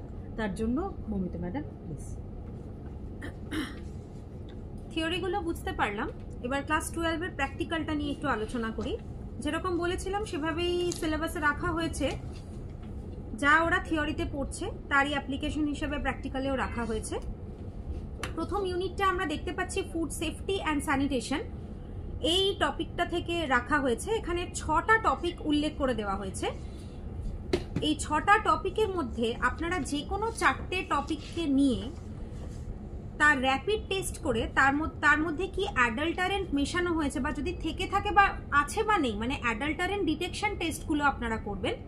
টেস্টগুলো করার পর সেটা ল্যাব কপিতে লিখে রাখবেন যে কিভাবে টেস্টগুলো করা হয়েছে। যেমন এখানে 6টা টপিক দেওয়া হয়েছে: khesari powder in besan, metanil yellow in turmeric powder or coloured food items, iron dust in tea leaves, starch in milk or milk powder, vanaspati in butter, brick powder in chilli powder. অর্থাৎ এই 6 ধরনের খাদ্যদ্রব্য এবং তার মধ্যে কি কি ভেজাল মিশে থাকতে পারে সেগুলো উল্লেখ করে দেওয়া হয়েছে। আপনারা ল্যাবে র্যাপিড টেস্টের মাধ্যমে স্টুডেন্টদেরকে জানাবেন যে কি করে ওরা এটাকে ডিটেক্ট করবে যে এর মধ্যে ভেজালটা আছে কিনা। সেই পদ্ধতিটা ওরা যেভাবে টেস্টটা ডিটেক্ট করে বার করলো সেটা এবার ওরা ওদের ল্যাব কপিতে লিখে রাখবে। এটা হচ্ছে প্রথম প্র্যাকটিক্যাল। সেকেন্ড প্র্যাকটিক্যাল কি দেওয়া আছে? ডায়েটেটিক্স অ্যান্ড ডায়েট প্ল্যানিং থেকে এখানে টপিকটা রাখা হয়েছে। এখানে 4 ধরনের ডায়েটের কথা বলা হয়েছে। একটা হচ্ছে প্রেগনেন্ট অর ল্যাকটেটিং মাদারের ডায়েট, একটা ফেব্রাইল ডায়েট অর্থাৎ জ্বর অবস্থায় কি ডায়েট হতে পারে, একটা দেওয়া আছে ডায়রিয়াল ডায়েট, আর একটা দেওয়া আছে ওবিস পার্সনের জন্য একটা স্পেশালাইজড ডায়েট। 4 ধরনের ডায়েটের কথা বলা হয়েছে। প্রত্যেকটা প্যাটার্নের কেবল একটা করে মিল আইটেম বানানো, অনেক কিছু না, একটা করে মিল আইটেম, এবং তার নিউট্রিটিভ ভ্যালুটা নির্ণয় করা। নিউট্রিটিভ ভ্যালুটা ওরা কি পাচ্ছে না পাচ্ছে সেটা ক্যালকুলেট করে ওরা খাতার মধ্যে লিখে রাখলো। আপনাদের যেটা উপযুক্ত মনে হবে বা যেটা ঠিক মনে হবে সেটাই এক্সপেরিমেন্টের জন্য রাখবেন, কোনো স্পেসিফিক বাধ্যকতার কিছু নেই। এখানে যেগুলো খালি উল্লেখ করে দেওয়া হয়েছে, balanced meal item, high protein high calorie, low residue low fibre, high fibre low calorie, এগুলোর উপরে ডিপেন্ড করে কিন্তু আপনারা এক্সপেরিমেন্টগুলো করাবেন। উদাহরণ হিসেবে আমি কয়েকটা শুধু বলে দিচ্ছি, যেমন প্রেগনেন্ট বা ল্যাকটেটিং মায়েদের জন্য ব্যালেন্সড মিল হিসাবে আমরা ব্রেকফাস্ট বা স্ন্যাক্সে এগ স্যান্ডউইচ অথবা লাঞ্চে বা ডিনারের জন্য ভেজ বা নন ভেজ খিচুড়ি রাখতে পারি। ফেব্রাইল ডায়েট বা জ্বর অবস্থার যে ডায়েট প্ল্যান, সেখানে কাজু কিশমিশ দিয়ে সুজি বা চালের পায়েস এটা আমরা রাখতে পারি high calorie high protein diet হিসেবে। ডায়রিয়াল ডায়েটের ক্ষেত্রে ডালের ক্লিয়ার স্যুপ তৈরি করা দেখাতে পারি। লো ক্যালোরি ডায়েটের ক্ষেত্রে মিক্সড ভেজিটেবল স্যালাড বা ফ্রুট রেনবো স্যালাড এটা আমরা সাজেস্ট করতে পারি। অর্থাৎ 4টে টপিক থেকে প্রত্যেকটার একটা একটা করে করানো এবং ওইভাবেই সেটাকে ওদের ল্যাব কপিতে লিখে রাখা। ইউনিট 3 প্র্যাকটিক্যালের কমিউনিটি নিউট্রিশন থেকে একটা প্রজেক্ট করতে দেওয়া আছে। প্রজেক্টের মধ্যে কি কি দেওয়া আছে? দুটো প্যাটার্ন দেওয়া আছে। ওকে, একটু কভার করছি।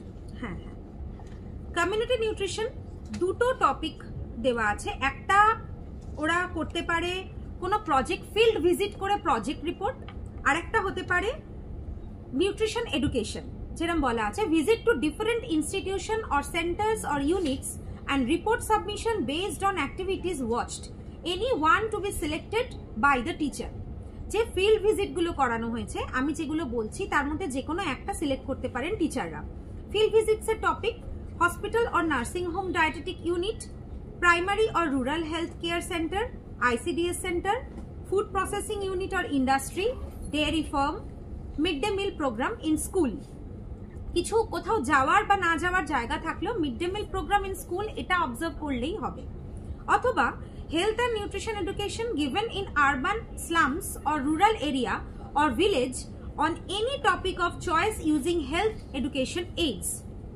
আবারও বলছি, দুটো বিষয়ের ওপর যে কোনো একটা বিষয় ওরা প্রজেক্ট করতে পারে, হয় ওরা কোনো ফিল্ড ভিজিট করতে পারে অথবা ওরা কোনো হেলথ এডুকেশন দিতে পারে। ফিল্ড ভিজিটের ক্ষেত্রে কি কি অপশন আমরা অপ্ট করতে পারি? হয় কোনো হসপিটালের ডায়েটেটিক ইউনিট বা প্রাইমারি হেলথ সেন্টার বা ICDS সেন্টার বা কোনো food processing unit, dairy farm visit অথবা আপনাদেরই স্কুলের মিড ডে মিল প্রোগ্রাম। এগুলো ভিজিট করে তাদের কর্মকাণ্ড সম্পর্কে একটা প্রজেক্ট রিপোর্ট তৈরি করা। এটা মিনিমাম 5 পাতা ম্যাক্সিমাম 10 পাতার একটা রিপোর্ট তৈরি হবে। ছবি must, picture has to be added there, এটা আপনাদের দিতেই হবে, ছবিটা ওখানে দিতে হবে। আর স্লাম বা রুরাল এরিয়াতে হেলথ অ্যান্ড নিউট্রিশন এডুকেশন দেওয়ার ক্ষেত্রে কোনো একটা মূল হেলথ প্রবলেম সিলেক্ট করে নেওয়া, তার ব্যাপারে ডিটেল বুঝিয়ে সেটা কি করে ইরাডিকেট করা যেতে পারে বা কন্ট্রোল করা যেতে পারে এটার একটা এডুকেশন দেওয়া with the help of some audio visual aids. এটা এনিথিং যা হোক হতে পারে, ফ্ল্যাশ কার্ড হতে পারে, চার্ট হতে পারে, পোস্টার ব্যানার যা হোক হতে পারে। এরপর এটার উপরে একটা প্রজেক্ট রিপোর্ট তৈরি হবে, এক্ষেত্রেও একটা ছবি মাস্ট। দু ধরনের আমরা প্রজেক্ট করতে পারি। আচ্ছা, আরেকটা যেটা আমি বলে দিই, অনেকেই প্রশ্ন করতে পারেন যে আমি যে প্রজেক্টটা করাচ্ছি ফিল্ড ভিজিটের ক্ষেত্রে আমরা কি কি লেখাবো। আপনারা কোথায় ভিজিট করলেন ফার্স্ট সেটা, name and address of the hospital or the ICDS centre, then ওদের ওখানকার স্টাফ প্যাটার্ন, কতজন স্টাফকে নিয়ে কাজ হচ্ছে, কি কি ইউনিট ওখানে আছে, কিভাবে ইউনিটগুলো কাজ করছে, ওখানে কি কি timing and activities of that centre, তারপরে type of product, safety and sanitation aspects etcetera, then conclusion. এইভাবে আপনারা এই প্রজেক্টের কাজটা করতে পারেন। প্র্যাকটিক্যালের যে কোয়েশ্চেনটা হবে সেটার ভাগগুলো একবার বলে দিই যে 30 মার্কস এর ডিভিশন কিভাবে হবে।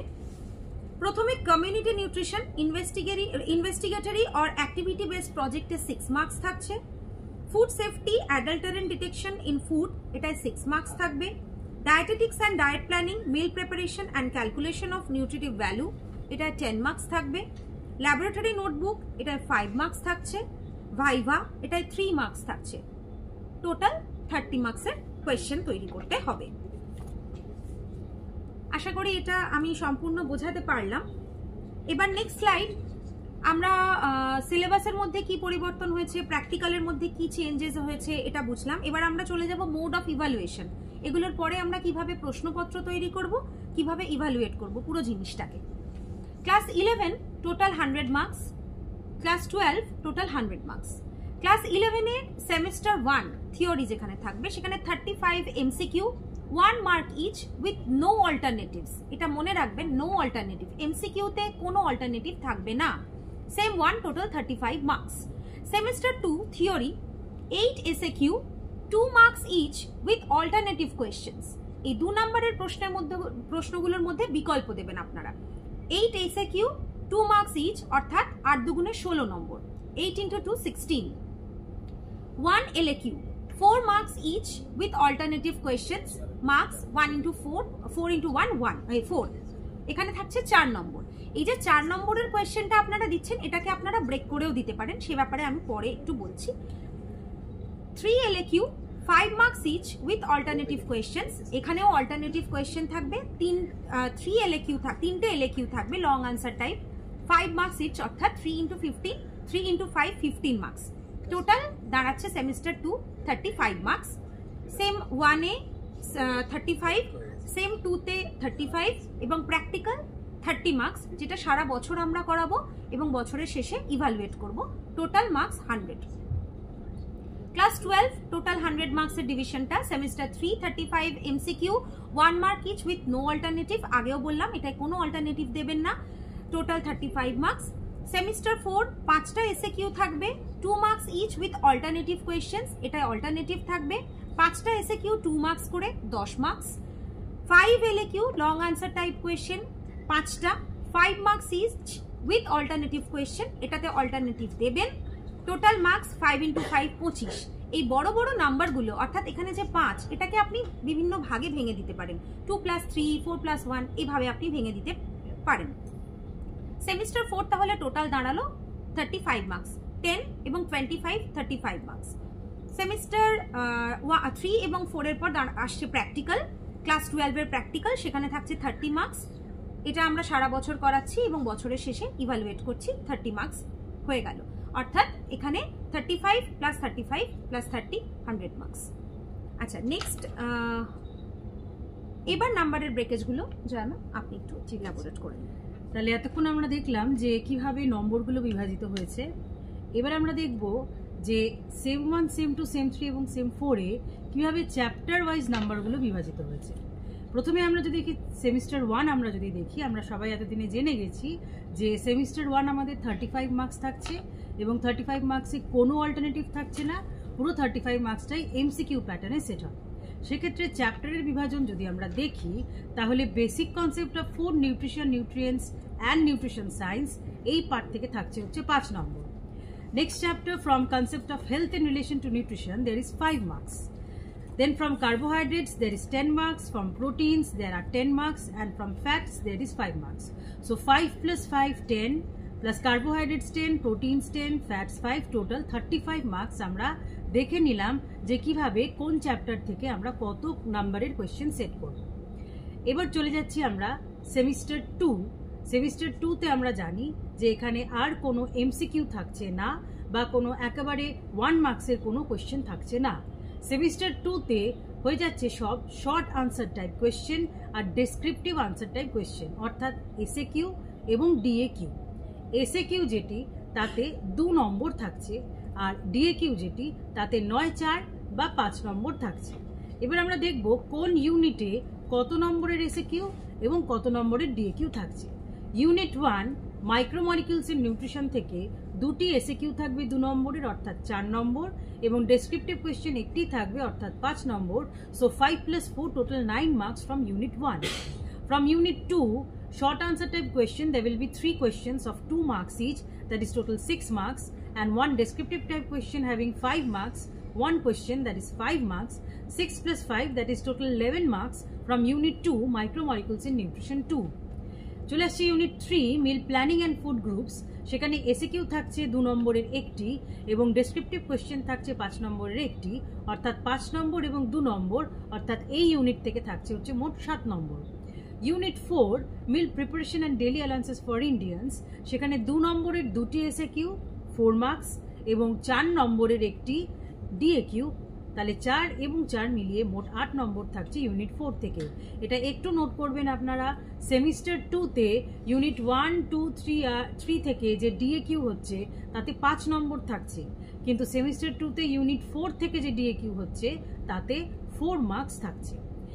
আরেকবার বলে দিই আপনাদেরকে, সেম 1টা এমসিকিউ মোডে হচ্ছে এমসিকিউ এর প্যাটার্ন সংক্রান্ত আলোচনা আমরা বিশদে পরবর্তী পর্যায়ে আসছি আমরা পরবর্তী স্লাইডগুলোতে। এখানে কিন্তু কোনো অল্টারনেটিভ নেই, কিন্তু এই যে এসএকিউ এবং ডিএকিউ এখানে প্রত্যেকটা কোয়েশ্চেনের এগেনস্টে একটি করে অল্টারনেটিভ থাকবে। অর্থাৎ আমরা পেপারে যে দেখলাম যে 16 নম্বরের এসএকিউ থাকছে, অর্থাৎ 8টি 2 নম্বরের থাকছে, এরকম নয় যে 8টা মানে টোটাল 16টা দিয়ে দেওয়া হলো তার থেকে 8টা বেশি লিখলো, তা কিন্তু নয়। 8টাই কোয়েশ্চেন থাকবে, কিন্তু প্রত্যেকটা কোয়েশ্চেনের এগেনস্টে একটা করে অল্টারনেটিভ কোয়েশ্চেন থাকবে। এবার আমরা সেম 1 সেম 2 এর পর চলে যাচ্ছি আমরা সেম 3 এবং সেম 4। সেম 3ও তাই, যেহেতু এটা অড সেমিস্টার সেজন্য এটা এমসিকিউ প্যাটার্নে যাচ্ছি আমরা।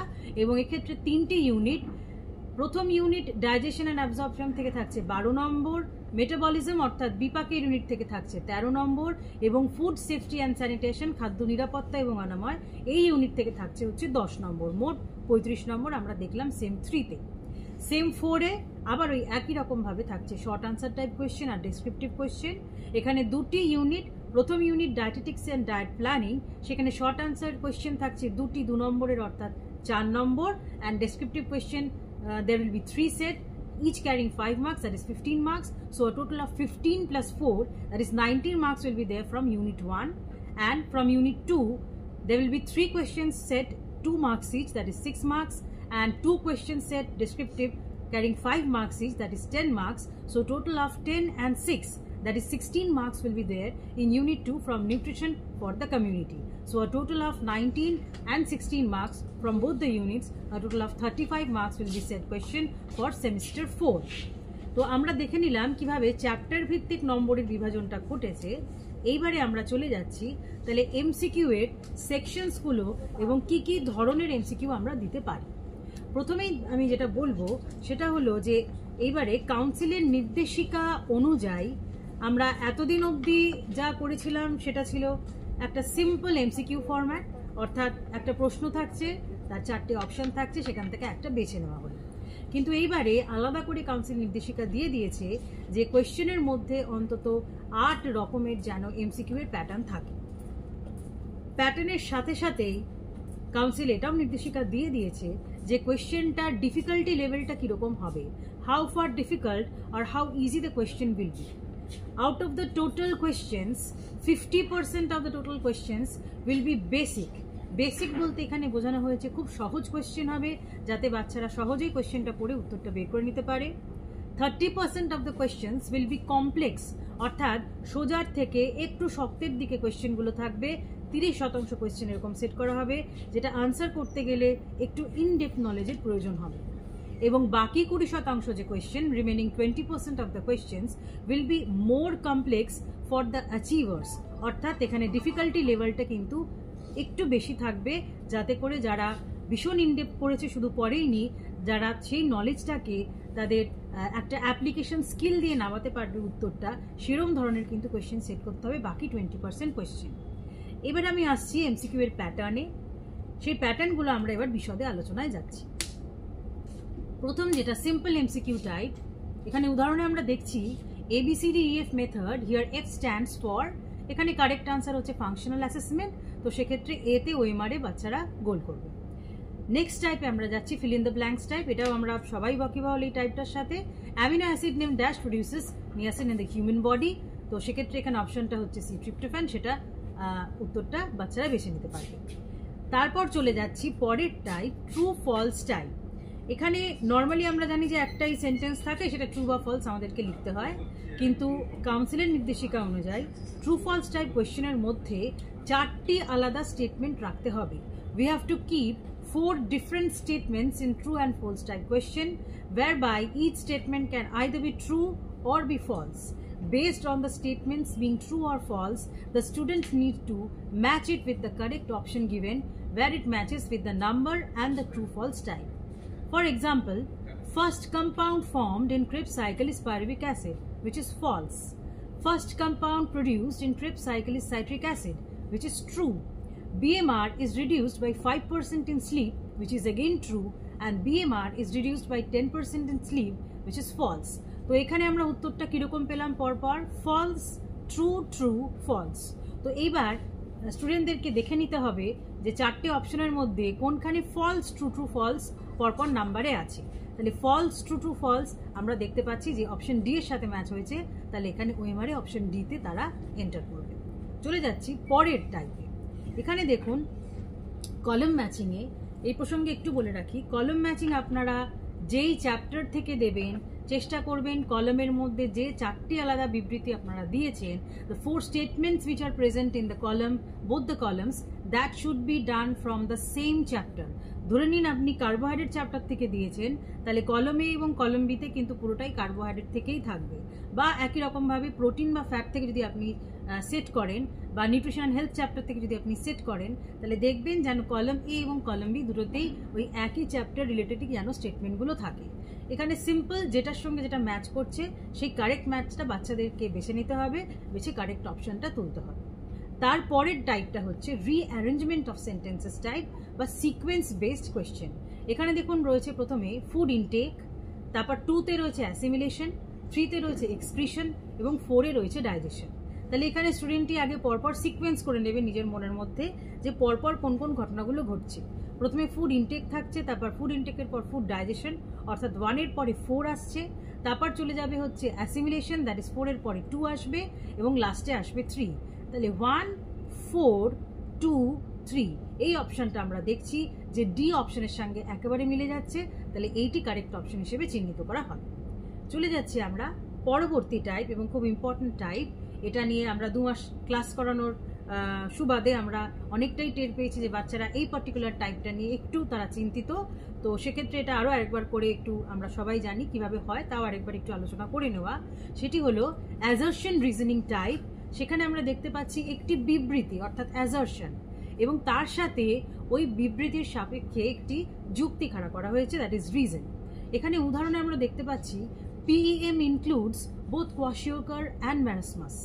তার যুক্তিতে reason for this statement is given as kwashiorkor occurs in 1 to 4-year-old child due to protein deficiency and marasmus occurs within 12 months due to gross calorie deficiency. তো আমরা যদি স্টেটমেন্টে যাই, PEM includes both kwashiorkor and marasmus, যুক্তিতে এখানে কি বলা রয়েছে? এখানে রিজনিং এ দেওয়া রয়েছে kwashiorkor occurs in 1 to 4-year-old child due to protein deficiency. আমরা জানি যে protein deficiency is a part of PEM and kwashiorkor is also a part of PEM। তো সেক্ষেত্রে এই পোর্শনটা আমার যুক্তিটা যাচ্ছে। আবার marasmus occurs within 12 months due to gross calorie deficiency, আমরা জানি PEM মানে এখানে এনার্জি ডেফিসিয়েন্সিও থাকবে, তাহলে এখানে গ্রস ক্যালোরি ডেফিসিয়েন্সি আমরা পাচ্ছি। আবার marasmus সেটাও কিন্তু PEM এর অন্তর্ভুক্ত, অর্থাৎ এই যে যুক্তিটি খাড়া করা হয়েছে বিবৃতির এগেনস্টে সেটি একেবারে এর সাথে একেবারে খাটছে। তো সেক্ষেত্রে এখানে অপশন এ অর্থাৎ এ এবং B both are correct and R is the correct explanation of A, এটি দাঁড়াবে। এক্ষেত্রে একটু বলে রাখি এখানে যে অ্যাজারশন রিজনিং টাইপের আপনারা যে 4টি অপশন দেবে, এই 4টি অপশনে যেন এরকম ধরনেরই হয় যে যুক্তি এবং বিবৃতি দুটি সঠিক এবং বিবৃতি অনুযায়ী যুক্তিটি সঠিক দেওয়া রয়েছে। বিতে থাকবে বিবৃতি এবং যুক্তি দুটি সঠিক কিন্তু যুক্তিটি বিবৃতি অনুযায়ী খাটে না। সিতে দেখছি যুক্তি কারেক্ট বিবৃতি কারেক্ট কিন্তু যুক্তিটি মিথ্যে, এবং ডি অপশনে থাকছে হচ্ছে বিবৃতিটি ইনকারেক্ট কিন্তু আর অর্থাৎ যুক্তিটি হচ্ছে সঠিক।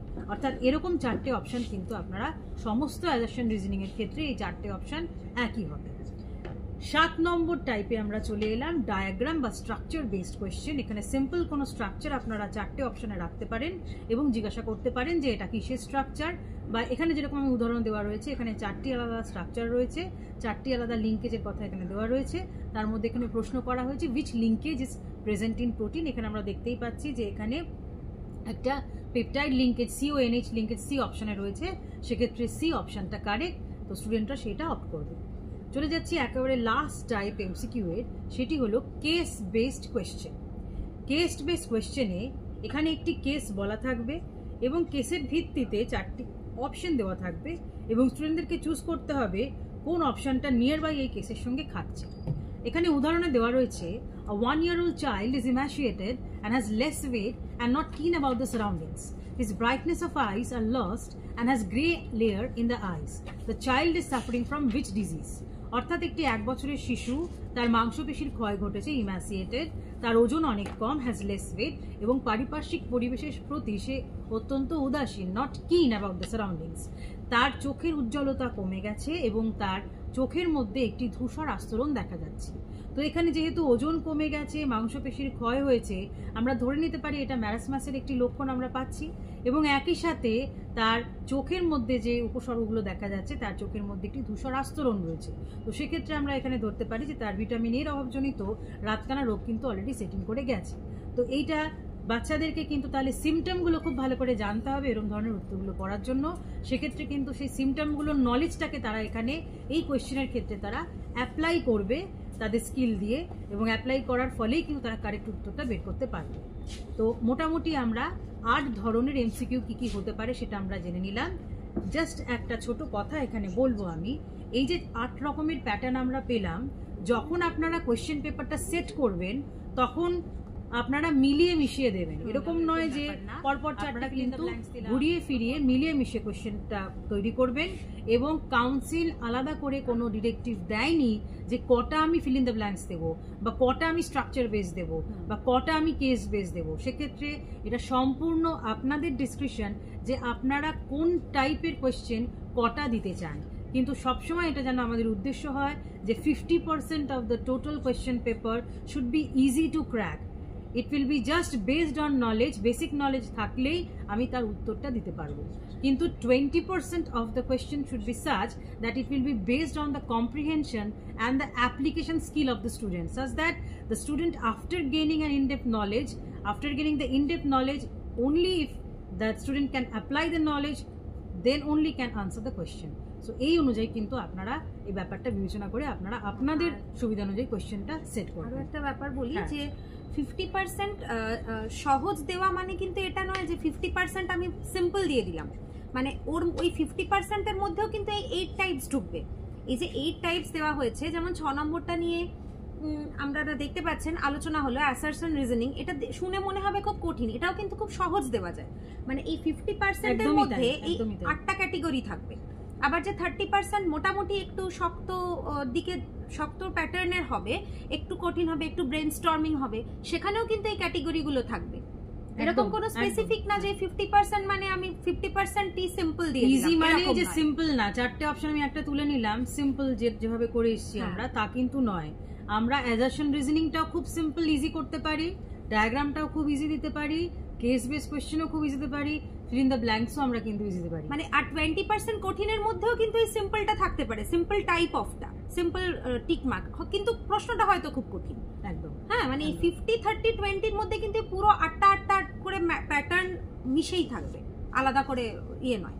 ঠিক আছে, তো আমরা মোটামুটি দেখে নিলাম যে আমাদের এমসিকিউ প্যাটার্নগুলো কি এসেছে, কিভাবে আমরা করব কোশ্চেন পেপারটা সেট। এবার আমরা চলে যাচ্ছি যেগুলো ইভেন সেমিস্টার অর্থাৎ সেম 2 এবং সেম 4 এর ক্ষেত্রে আমরা জানি যে শর্ট আনসার টাইপ কোয়েশ্চেন এবং ডেসক্রিপটিভ কোয়েশ্চেন সেগুলো আমাদেরকে করতে হবে। সেইটা সম্পর্কে পরবর্তী আলোচনায় মৌমিতা ম্যাডাম। বাকি রইল তো এসএকিউ, এলএকিউ, ডিএকিউ, এটাই বাকি রইল। তো এসএকিউর এক্সাম্পল দিয়ে আমরা কয়েকটা উদাহরণ বা স্লাইড তৈরি করেছি। দেখুন, এসএকিউ এখানে শুরু হচ্ছে প্রশ্ন 2 নম্বর থেকে। এগুলো প্রত্যেকটা কিন্তু আমরা অল্টারনেটিভ দেব। হ্যাঁ, মানে যেরকম উনি বললেন যে এখানে 8টা কোয়েশ্চেন দিতে হবে, মানে এরকম নয় যে আমি 15টা দিয়ে দিলাম তার মধ্যে থেকে 8টা করতে হবে, এরকম নয়। প্রত্যেকটার ক্ষেত্রেই কিন্তু একটা করে অল্টারনেটিভ থাকবে, 2 নম্বর করে থাকবে। স্লাইডের উদাহরণগুলো একটু দেখে নেওয়া যাক।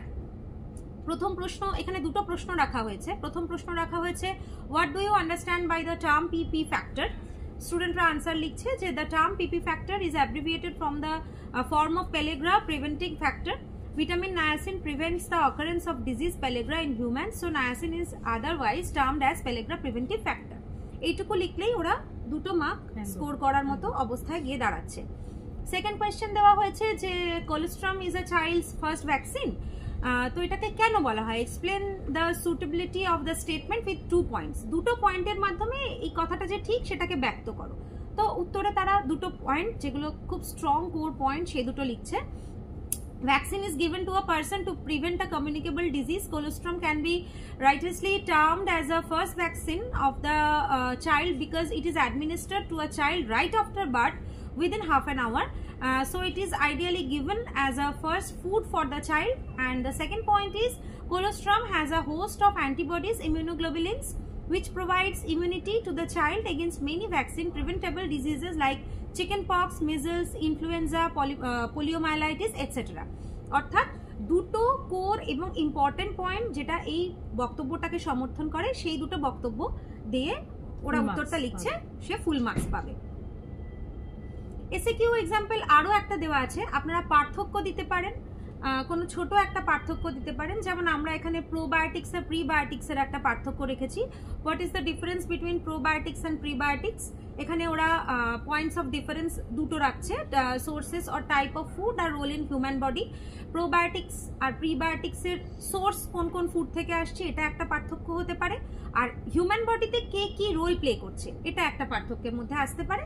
তাহলে ওরা 2 মার্কস পাবে। এইভাবে ফাংশনস, হ্যাঁ, এইভাবে ওরা আমরা এসএকিউর কোয়েশ্চেনগুলোকে তৈরি করতে পারি ছোট ছোট করে, বিভিন্ন রকম 2 মার্কস ক্যারি করবে যেগুলো। আর এবার চলে যাচ্ছি ডিএকিউ বা এলএকিউ, ডেসক্রিপটিভ আনসার বা লং আনসার। এখানে একটা প্রশ্ন আমরা রেখেছি। আচ্ছা, একটা কথা বলে নি, সেটা হচ্ছে এলএকিউ বা ডেসক্রিপটিভ গুলো ম্যাক্সিমাম 5 মার্কস 4 মার্কস যাই থাকুক না কেন, এগুলোকে এই 5টাকে বা 4টাকে আপনি বিভিন্ন ভাগে ভাগ করতে পারেন। যেমন 1+4, 2+3, 3+2, 2+2, এরকম ভাবে কিন্তু আপনারা ভাগ করে নিতেও পারেন। এবং এটার ক্ষেত্রেও ওই একই কথা, এটার ক্ষেত্রেও অল্টারনেটিভ থাকবে।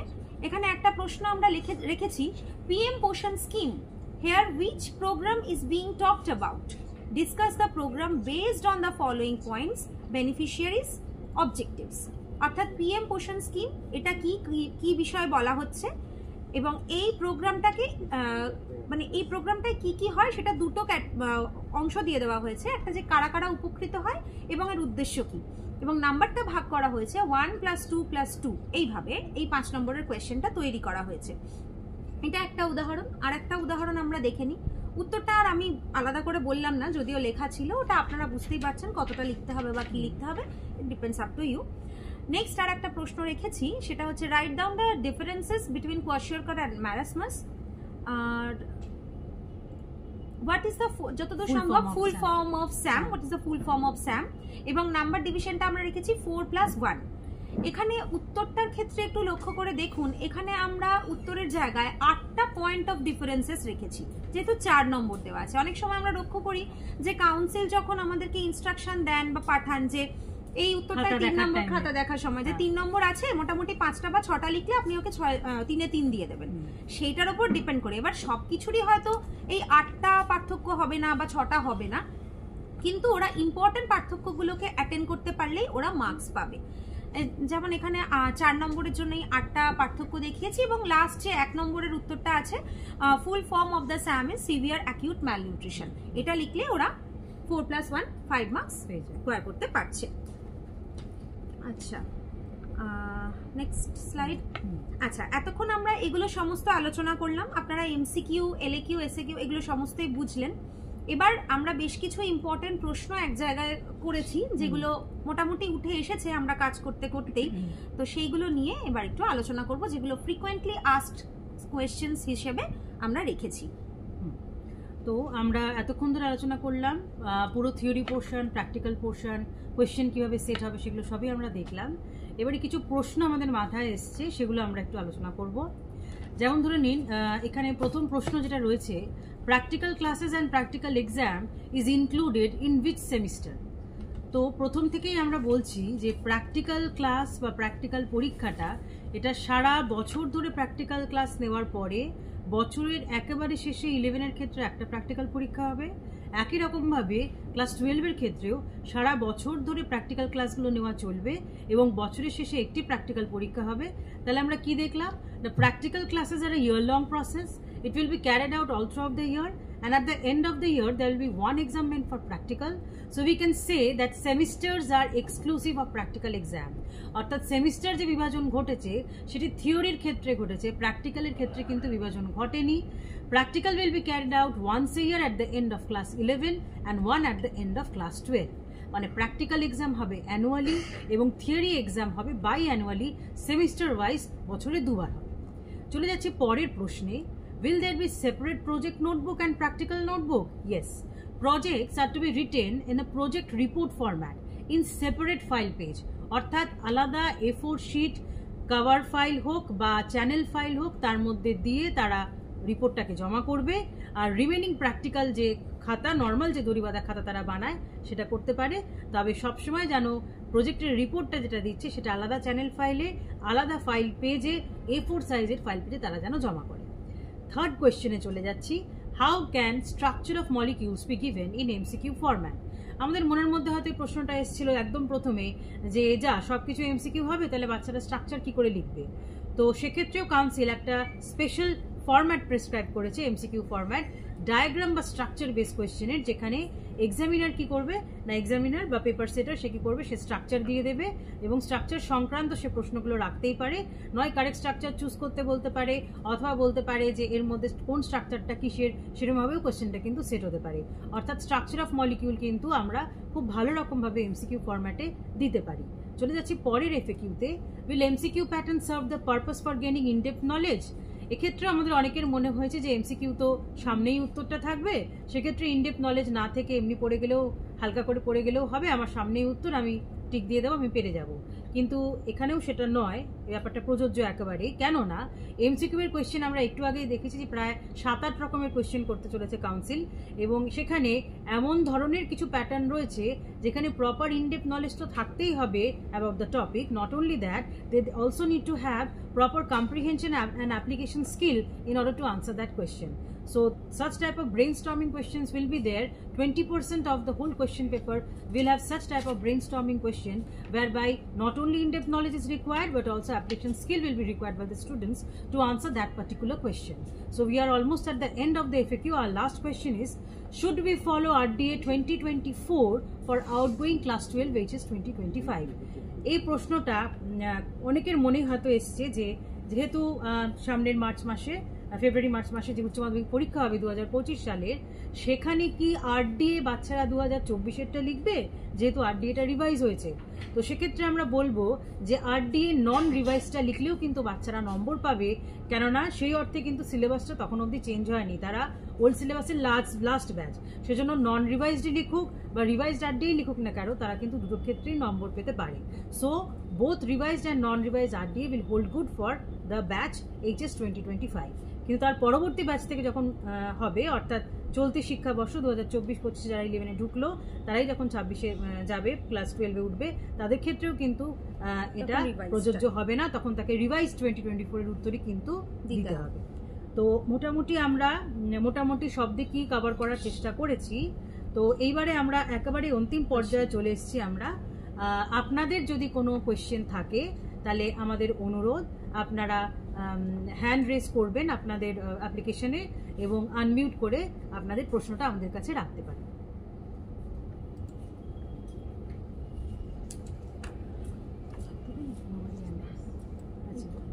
রিয়েলমি,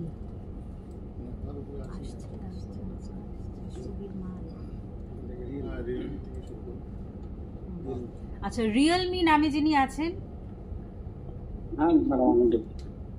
হ্যালো, হ্যাঁ বলুন, আপনার নামটা আর স্কুলের নামটা বলবেন। অভিজিৎ সামন্ত বলছি, পরাঞ্চল শিক্ষা নিকেতন। আচ্ছা বলুন ম্যাডাম। বলছি এই যে টোটাল ডিটেলসটা আপনারা যেভাবে ডেমনস্ট্রেট করলেন খুব ভালো লাগলো, সবটাই বোঝা গেছে। আমার একটা ছোট প্রশ্ন হচ্ছে যে যেহেতু সাবজেক্টটা আর্টস স্টুডেন্টদের ক্ষেত্রেও আছে, এই কারণে বেসিক স্ট্রাকচার গুলো ইলাবোরেট করতে না বললেন, এটা ঠিক আছে, খুবই ভালো জিনিস। দ্বিতীয় ব্যাপার হচ্ছে কি ম্যাডাম, আর্টসের স্টুডেন্টরা এই সাবজেক্টটা পড়ছে, কিন্তু এরা ইমপ্লিমেন্টটা করবে কোথায়?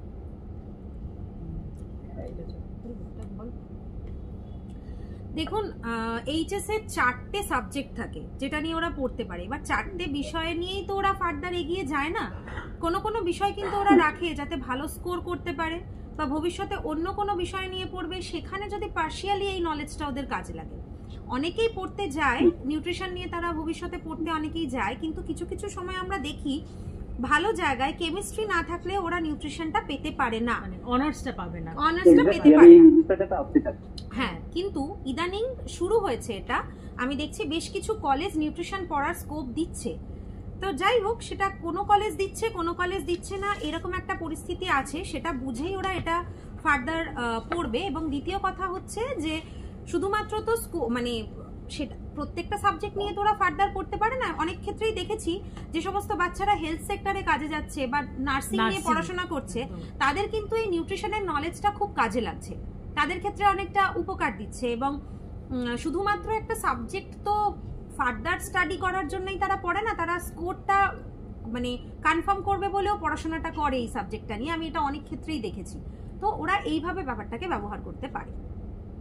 ব্যাপারটা কি বলুন তো ম্যাডাম, যে প্রিভিয়াস ইয়ার পর্যন্ত আমরা দেখেছি যে উইদাউট কেমিস্ট্রি নিউট্রিশন কিন্তু বিভিন্ন কলেজগুলো দিচ্ছে বায়োলজি সাবজেক্টটা থাকলে কম্বিনেশন হিসাবে। হ্যাঁ, কিন্তু এবছর থেকে দেখা যাচ্ছে যে বায়োলজি নিউট্রিশন দুটোর যদি না থাকে সেক্ষেত্রে দিচ্ছেই। এটা কোনো কলেজ কোনো এবার এই ব্যাপারটা যদি একটু কাউন্সিলের সাথে আপনারা একটু আলাদাভাবে আলোচনা করুন। দেখুন, হ্যাঁ সেটা নিশ্চয়ই আমরা অ্যাডমিনিস্ট্রেটিভ লেভেলে আমরা জানাচ্ছি, এবং এগুলো তো সম্পূর্ণই কলেজ কর্তৃপক্ষের ডিসিশন, তবুও আমরা কাউন্সিলে ব্যাপারটা নিয়ে নিশ্চয়ই আলোচনা করব। ধন্যবাদ। কারণ অনেকেই ভালোবেসে নিউট্রিশনটা পড়ে, তারা ভবিষ্যতে এটা নিয়ে ভালোবাসার মতোই সাবজেক্ট এটা। Thank you. Thank you sir. Subir Mal, Subir sir. Hello, হ্যাঁ বলুন স্যার। ম্যাডাম প্রথমেই আপনাদের ধন্যবাদ জানাই, খুব সুন্দরভাবে বুঝিয়েছেন। Thank you. আমার সেরকম ভাবে কোনো কোয়েশ্চেন নেই, কিন্তু দুটো বলার ছিল যে ওই যে 11-এর যেগুলো নতুন প্র্যাকটিক্যালে যেগুলো এসেছে, মানে ক্লিনিক্যাল, বিশেষ করে ক্লিনিক্যাল অ্যাসেসমেন্ট যেটা আছে, আর 12-এ যে ভেজাল যে পরীক্ষা করার যেগুলো আছে, সেইগুলো যদি একটা স্যাম্পল ভিডিও আপলোড করে দিতে পারতেন তাহলে আমরা সেগুলো দেখে একটুখানি মানে করতে পারতাম। এটা যদি রিকোয়েস্ট রইল আর কি। আচ্ছা, একটু মমিতা ম্যাডাম যদি একটু বলে দেন ডার্টটা নিয়ে, একটা অন্তত বলে দেন। 12 এর যেটা ভেজাল ডিটেকশনের যে টেস্টটা আছে অর্থাৎ ডার্ট, এটা আপনি এফএসএস এআই এর একদম একটা হ্যান্ডবুক আপনি পেয়ে যাবেন, অনলাইনেও পেয়ে যাবেন। সেখানে কিন্তু কিভাবে আমরা এগুলো র্যাপিড টেস্টের মাধ্যমে অ্যাডাল্টারেশনটা ডিটেক্ট করতে পারবো সেগুলো আপনি সহজেই পেয়ে যাবেন, গুগল থেকেও আপনি পেয়ে যাবেন। এছাড়াও আপনাকে বেশ কিছু হিন্টস দিই বা বলে দিই, দেখবেন যে খুব সিম্পল ব্যাপার, যে iron dust in tea leaves, এটা আপনি কি করে টেস্ট করাবেন? আয়রন টি লিভসটা মেলে দিলেন, একটা চুম্বক ওখানে ধরলেন, আয়রন ডাস্টটা বেরিয়ে এলো। Simple method. তারপর brick powder in chilli powder, তো কি করবেন, একটা জায়গার মধ্যে জল নিয়ে তার মধ্যে চিলি পাউডারটা মেশালেন, যদি ব্রিক পাউডার থাকে, ব্রিক পাউডার ভারী, ওগুলো নিচে থিতিয়ে পড়বে, আর চিলি পাউডারটা হালকা উপরে হালকা ভেসে উঠবে। চোখের দেখা এগুলো খুব সহজে হয়ে যায়, বা এগুলো খুব সিম্পল টেস্ট, সিম্পল মেথড। এবং যদি একটু হয়তো খুব বেশি কেমিক্যালের প্রয়োজন নেই, ম্যাক্সিমাম হয়তো হাইড্রোক্লোরিক অ্যাসিড, খেসারি পাউডারটা আছে কিনা বেসনের মধ্যে মেশানো, এটা দেখার জন্য একটা সলিউশন তৈরি করলেন বেসনটা দিয়ে, 2 ফোঁটা HCl দিয়ে দিলেন। যদি পিঙ্ক কালার আসতে থাকে তাহলে বুঝবেন যে ভেজাল আছে, যদি ওটা কিছুই না হয় তাহলে বুঝবেন ভেজাল নেই। এটাই হচ্ছে র্যাপিড টেস্ট। আপনি নেটে সব রকম র্যাপিড টেস্ট নেটে পেয়ে যাবেন এবং খুব সহজভাবে বাচ্চাদের এবং এফএসএসএআই এর একটা খুব ভালো বই পেয়ে যাবেন, নেটেই পেয়ে যাবেন, এগুলো দিয়ে দিয়েছে ওরা। বা যদি এই প্র্যাকটিক্যালটা তো এখনো দেরি আছে, তার আগে নিশ্চয়ই কোনো প্র্যাকটিক্যাল বই আপনি নিশ্চয়ই পেয়ে যাবেন, সেটা আপনি কনসাল্ট 12টা তো দেরি আছে, তার মধ্যে প্র্যাকটিক্যাল বই নিশ্চয়ই বেরোবে আশা করছি, থেকে পেয়ে যাবেন। আর 11 এর ক্লিনিক্যাল টেস্টের ব্যাপারে খুব সিম্পল মেথড ইউজ করবেন স্যার। ক্লিনিক্যাল অ্যাসেসমেন্ট যেগুলো বাহ্যিকভাবে দেখে একটা বাচ্চা বাইরে থেকে দেখে বুঝতে পারছি চোখটা ফ্যাকাশে কিনা, গায়ের চামড়াটা ফ্যাকাশে কিনা, এবং দেখবেন ওদের অনেক ঘা আছে কিনা, চিলোসিস থাকে, সিম্পল 4-5টা সিম্পটম ডেফিসিয়েন্সি আছে কিনা, চোখটা টেনে একটু দেখলেন, অ্যানিমিক হয়ে আছে কিনা, আঙুলের মাথাটা, এগুলো থেকে সিম্পল জিনিস মানে একেবারে পুরো পার্টিকুলার মানে ঠিক হবে কিনা সেটা না, এটা ক্লাস 11-12 এর প্রজেক্ট, একটা বাচ্চাদের সবে তাদেরকে কলেজ রেডি করে দেওয়া, যাতে কলেজে তাদের স্মুথ একটা ট্রান্সফরমেশন ঘটে, কলেজ রেডি করে দেওয়ার জন্য বেসিক একটা প্রজেক্ট ফর্মে তাদেরকে করানো, সবকিছু একেবারে সঠিক এটার উপরে যা চিকিৎসা হবে এরকম কোনো ব্যাপার না, সিম্পল একটা প্রজেক্ট। ঠিক আছে স্যার, ঠিক আছে sir, okay, thank you. Sabiya Khatun, আচ্ছা সুবীর সাবিয়া খাতুন, ঠিক আছে, একটু পরে তোমার কাছে রাখো, আমি আসছি। Sumanta iPhone, Sumanta sir. হ্যাঁ, ধন্যবাদ এত সুন্দর একটা আলোচনার মাধ্যমে আমাদেরকে সমৃদ্ধ করার জন্য, এবং সেমিস্টার সিস্টেমটা এখন অনেকটাই আমাদের কাছে স্পষ্ট হলো।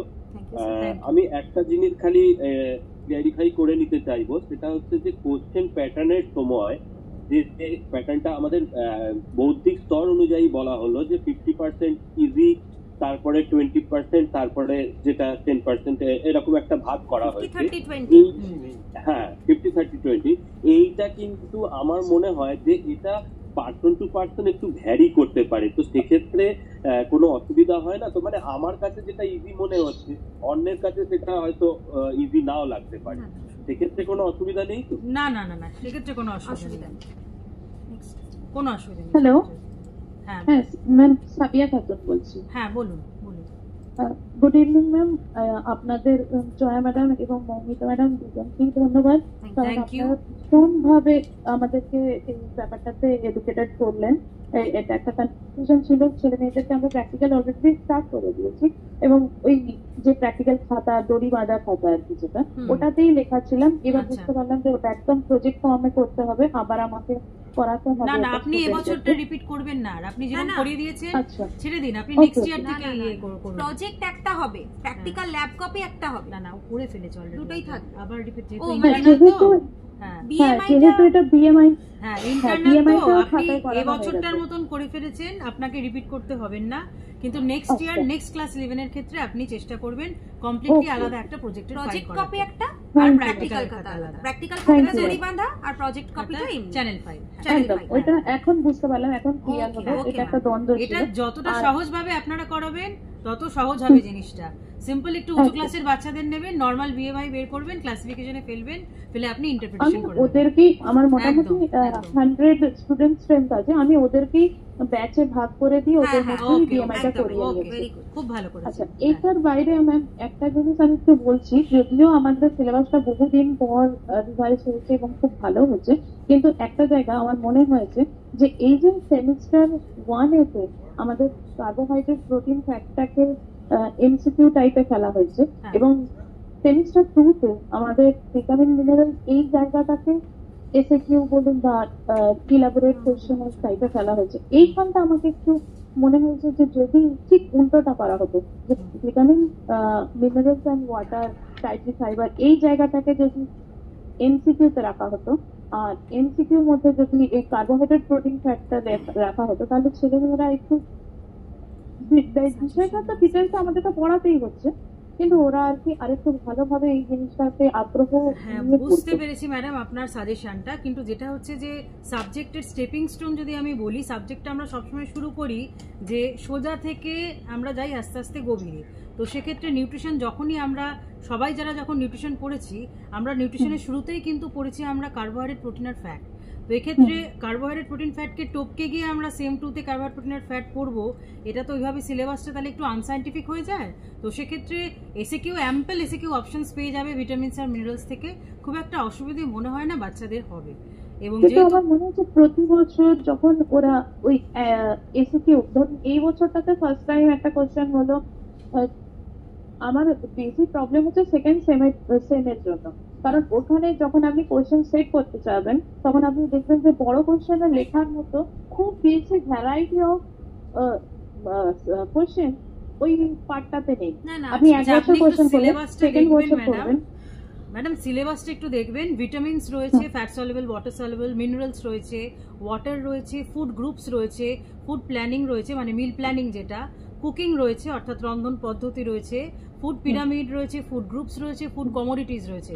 এতগুলো চ্যাপ্টার থেকে আমার মনে হয় যথেষ্ট ডেসক্রিপটিভ টাইপ কোশ্চেন হ্যাঁ, আপনি এবং কিন্তু কিন্তু বছর ওটা বছর এক করতে পারবেন। বছরের জন্য, হ্যাঁ আমার ওইটাই জাস্ট বলা যে এটা 1 বছরের জন্য ঠিক আছে, 2 বছরের জন্য ঠিক আছে, কিন্তু থার্ড ইয়ার থেকে মানে ম্যাসিভ রিপিটেশন হতে থাকবে, যেটা কিনা আমাদের তো যদি আগের কার্বোহাইড্রেট, সিলেবাসেও প্রোটিন, ফ্যাটটা থাকতো। কোশ্চেন কি রিপিট হয়নি? কোশ্চেন তো রিপিট হয়েছে। কমিটি সিলেবাস তৈরি এটা করেছে, তো আমাদের হাতে যারা নেই ম্যাডাম। সবাই হ্যাঁ, মিলে তৈরি হ্যাঁ, করেছেন, এটা সিলেবাস পাস। কমিটি যেরকম তৈরি সুতরাং করেছে, এখন আমাদের এটাকে একদমই এভাবেই কন্টিনিউ করতে হবে, এটা আমাদের ব্যাপার, আমরা কিভাবে ব্যাপারটাকে এগিয়ে নিয়ে যাব, ঠিক আছে আমাদের ম্যাডাম? টিচারদের ব্যাপার। হ্যাঁ, ঠিক আছে, ঠিক Thank আছে, you. Okay, thank you. Thank you. Saida Afrin Begum, Saida Afrin Begum.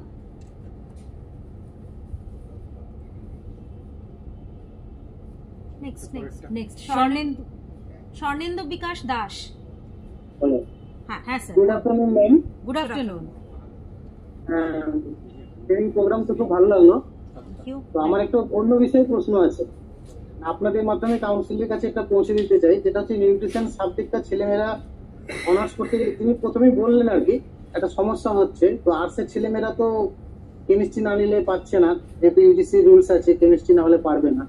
তো এটাতে যদি একটু মানে বিশেষ করে কেমিস্ট্রির অনেক স্কুলে তো পোস্ট ক্রিয়েট করা যায় স্কুলগুলোতে, যে স্কুলগুলো আমি মালদা থেকে বলছি, তো আমাদের স্কুলে তো কেমিস্ট্রি নেই, সায়েন্স নেই, যার জন্য আমাদের ছেলেমেয়েরা কিন্তু অনার্স নিয়ে এগিয়ে যেতে পারে। স্যার এক্ষেত্রে একটা কথা বলি, বা বাকিদের অনেকেরই হয়তো এরকম একটা কোয়েরি বা বক্তব্য থাকতে পারে, তো যদি এই ধরনের সাজেশন কিছু থাকে তাহলে অনুগ্রহ করে একটু কাউন্সিলে মেল করবেন। এটা আমাদের তরফ থেকেই বলে দেওয়া আছে, আমরা জানাবো আপনি আজকে যেটা বললেন। কাউন্সিলের যে মেল আইডি আছে, এই ধরনের প্রশ্ন বা সাজেশন, এগুলো আপনাদের ভ্যালুয়েবল মূল্যবান মতামত, এগুলো সবই আপনারা কাউন্সিলকে অনুগ্রহ করে মেল করবেন।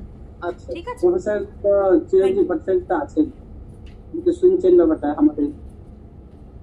হ্যাঁ, তবুও আপনারা মেল করবেন, মেল করলে ব্যাপারটা অনেক বেশি ইম্প্যাক্টফুল হবে। ওকে, ঠিক আছে sir, thank you sir, thank you, thank you, thank you. Sulochana Khatao, Sulochana Khatao. Moumita Munshi, Moumita Munshi, Moumita. Good afternoon, আমি সুলোচনা খাটুয়া বলছি। হ্যাঁ হ্যাঁ বলুন। হ্যাঁ, বলছি যে ওই একটু আগে আপনার সাউন্ডটা ক্লিয়ারলি পাচ্ছি না আমরা। না, পাওয়া যাচ্ছে না।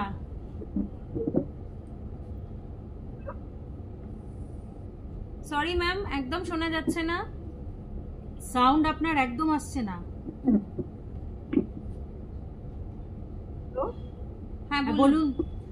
হ্যাঁ, বলছি যে প্রজেক্ট আর প্র্যাকটিক্যালের থেকে আলাদা করতে বললে, হ্যাঁ তো অন্যান্য সাবজেক্টে তো আগে প্রজেক্ট থাকতো, যেমন জিওগ্রাফিতে প্র্যাকটিক্যাল সাবজেক্টে প্রজেক্ট আর প্র্যাকটিক্যাল নোটবুক আলাদা থাকতো।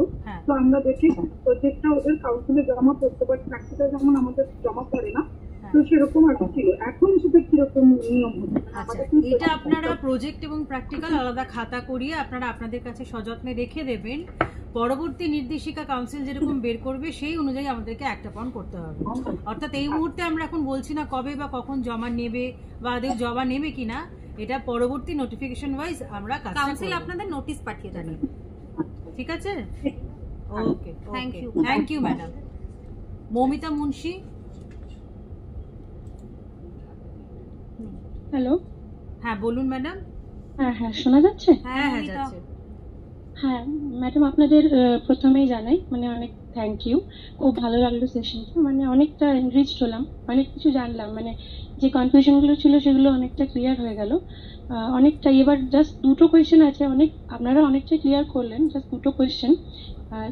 একটা হচ্ছে যে ফার্স্ট সেমিস্টারের যে ওই প্রজেক্টটা, সেটা কি কোনো ফরম্যাট আপনাদের কাছে পাওয়া যাবে? মানে কিভাবে লেখাবো? আপনারা সবটাই বলে দিলেন, তবুও কোনো ফরম্যাট কি পাওয়া যাবে যে এই ফরম্যাটে আমরা তারপর এভাবে লেখাবো? ফরম্যাট নিশ্চয়ই আগামী কয়েক মাসের মধ্যে অনেক প্র্যাকটিক্যাল বই আপনাদের হাতে এসে যাবে, সেখান থেকে পেয়ে যাবেন। অথবা এই যে আজকে সেশনটা হলো, এটা পুরোটা ভিডিও ফরম্যাটে আপনারা পাবেন। যেরকমভাবে বললাম ওরমভাবে আপনারা নিজেরাও ফরম্যাট তৈরি করে নিতে পারেন। এখানে আমরা হাইফাই কিছু করব না, খুব সিম্পল একটা প্রজেক্ট, একদম তাই। স্লাইডেও বলে দেওয়া আছে, সুন্দর করে বলে দেওয়া আছে স্লাইডগুলোর মধ্যে যে কটা পাতা হবে, কিভাবে কিভাবে করবেন। স্লাইডটা ফলো করলে পেয়ে যাবেন, একদম আপনি পেয়ে যাবেন, ফরম্যাটটা পেয়ে যাবেন। আর একটা ম্যাম, আর একটা কথা হচ্ছে, মানে ক্লাস 12 এর একটা আছে যে একটা ফিল্ড ভিজিট করার ব্যাপার হসপিটালে, লেখা আছে হসপিটালটা অপশন, তাই তো? হসপিটাল ছাড়াও আমরা মিড ডে মিল, আচ্ছা ওখানে প্রচুর অপশন আছে, ওখান থেকে একটা জিনিস করতে হবে। আমি আরেকবার বলে দিই, ব্যাপার বলা আছে, একটা করতে হবে। হসপিটালের dietetic unit, primary health centre, ICDS centre, food processing unit, dairy farm, অথবা কিছুই না থাকলে আপনাদের স্কুলের মিড ডে মিল প্রোগ্রাম, যে কোনো একটা জায়গা থেকে ভিজিট করে আপনারা রিপোর্ট তৈরি করবেন। অথবা ওই মানে ওটাই ইজি হবে হাতের কাছে। আর ফিল্ড ভিজিট যে করতেই হবে তার কোনো মানে নেই। এর বাদে আপনি নিউট্রিশন এডুকেশন দিতে পারেন, পুষ্টি শিক্ষা প্রদান করতে পারেন, পাশেই কোনো এলাকার মধ্যে করতে পারেন, সেটাও দেওয়া আছে, সিলেবাসে মেনশন করা আছে। Thank you, thank you, thank you, thank you. Sharmistha Das.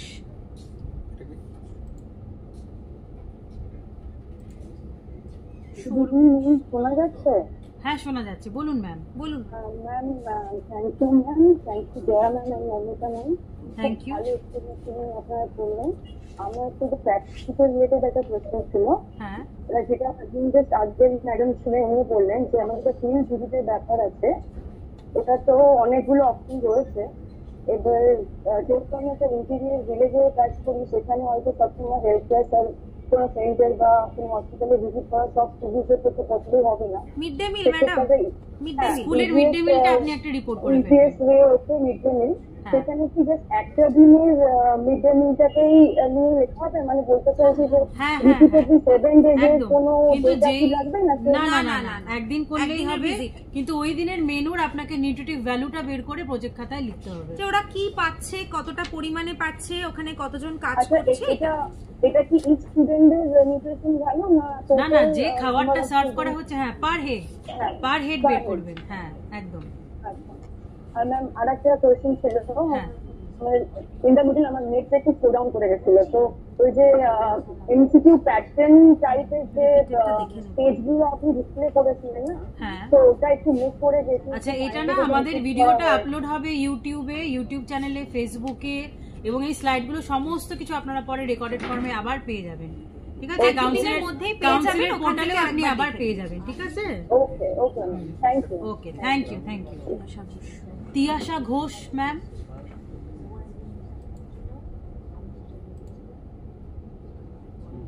Hello ma'am. Hello, শোনা যাচ্ছে, বলুন ম্যাম। প্রথমেই আপনাদেরকে অনেক অনেক থ্যাংক ইউ আমাদেরকে এত ভালোভাবে গাইডেন্স দেওয়ার জন্য। Thank you ma'am. আমার একটা কোয়েশ্চেন ছিল, সেটা হচ্ছে ওই যে আমরা বিএমআই এর যে চার্টটা করছি, সেই অ্যানথ্রোপোমেট্রিক মেজারমেন্টে ওখানে ক্লিনিক্যাল সিমটমস তো আপনারা বললেন যে ওটা একটা প্রজেক্ট হবে, তো ওটা কি 5 জনকারই করা হবে? মানে যে 5 জনকার, যে 5 জনের আমরা নিউট্রিশনাল অ্যাসেসমেন্ট বের করব, সেটাকে দুটো ভাগে করব, তাদের অ্যানথ্রোপোমেট্রিকও বের করব, তাদের ক্লিনিক্যালও বের করব। বোঝা গেল জিনিসটা? আমি 5টা বাচ্চা নিলাম, 5 জনেরই আমি অ্যানথ্রোপোমেট্রিক মেজারমেন্ট করছি, ওই 5 জনেরই আমি ক্লিনিক্যাল অ্যাসেসমেন্টটাও করে নিচ্ছি, আমাকে আলাদা সাবজেক্ট নিতে হবে না। আচ্ছা ম্যাম, বলছি তাহলে কি সেক্ষেত্রে কি কোনো ছবি আমি ওদেরকে তুলবো বা কিছু এরকম? আচ্ছা, এটা অপশনাল, এটার ক্ষেত্রে অপশনাল, কিন্তু ফিল্ড ভিজিটে যদি যান তাহলে ফিল্ডের ছবি কিন্তু মাস্ট। ঠিক আছে, ফিল্ড ভিজিটের ছবি মাস্ট, এটার ক্ষেত্রে ছবি নাও দিতে পারে, এটা আপনার ইচ্ছা মতন আপনি দেবেন। আচ্ছা, আর প্রজেক্টটা ম্যাম যেরকম ব্ল্যাক ব্লু আমরা ইউজ করি সেই ইনকেই তো হবে? হ্যাঁ, অবভিয়াসলি তাই হবে। ঠিক আছে, নরমাল কালারফুল কোন রকমের কিছু করা যাবে না? না না, হ্যাঁ, তোমাকে কিছু একটা দিয়েছে। Thank you. Next Sucharita Roy, করার জন্য কিছু বাঁকুড়া। হ্যাঁ, ওটাকে আপডেট করতে হবে। হ্যালো, হ্যাঁ বলুন ম্যাডাম। হ্যালো, হ্যাঁ বলুন। হ্যাঁ, অনেক ধন্যবাদ ম্যাডাম আপনাদের দুজনকেই। ভীষণ সুন্দরভাবে প্রত্যেকটা স্লাইড ধরে ধরে এত সুন্দর বোঝালেন, মানে সিলেবাস সম্বন্ধে আর কোনো রকম কোনো আমার মনে কোনো এমনি ধন্দ আর রইল না। শুধু কিছু কিছু ব্যাপার আছে, যেমন হচ্ছে ধরুন প্রজেক্টের ক্ষেত্রে বলি, প্রজেক্টের ক্ষেত্রে আপনারা বললেন যে ক্লিনিক্যাল অ্যাসেসমেন্ট যেটা হবে সেটা একটা পাতাতে আলাদা করে আমরা যেটা সামনে দেখতে পাবো, ধরুন চোখ বা চোখের তলা দেখে অ্যানিমিয়া, বা জিভ কোড দেখে পরে আমাদের ধরুন ভিটামিন B2 এর অভাব, এগুলো যে বোঝার যে ব্যাপারটা, এই ব্যাপারগুলো কি আমরা ছকের আকারে লিখতে পারি? যে এই ছেলেটির ছক বেসিসে ধরুন যে চোখ এরকম বা জিভ এরকম, ঠোঁটের পাশে বা কোথাও হয়তো অ্যাঙ্গুলার স্টমাটাইটিস দেখা যাচ্ছে, সেটা ধরুন আমি ছকের বেসিসে হয়তো দিলাম, তার বেসিসে তার বেসিসে আমি রেজাল্টটাকে টানবো। আচ্ছা, আর আরেকটা হচ্ছে যে রিপোর্ট ফরম্যাট যেটা বললেন, সেটা আমরা এইভাবে লেখাটা তাহলে শুরু করতে পারি যে আমরা এই এতগুলি ছেলে মেয়েদের মধ্যে পড়লাম, প্রজেক্টটা বা প্রকল্প শুরু করলাম, বা এই তাদেরকে পুষ্টির মানের নির্ণয়ের জন্য এই জিনিসগুলো করলাম, এইভাবে লেখাটা যাবে। যেমন ধরুন প্র্যাকটিক্যালে আমরা করি যে একটা দ্রবণ দেওয়া হলো, সেই দ্রবণটা নিয়ে টেস্টটা করা হলো,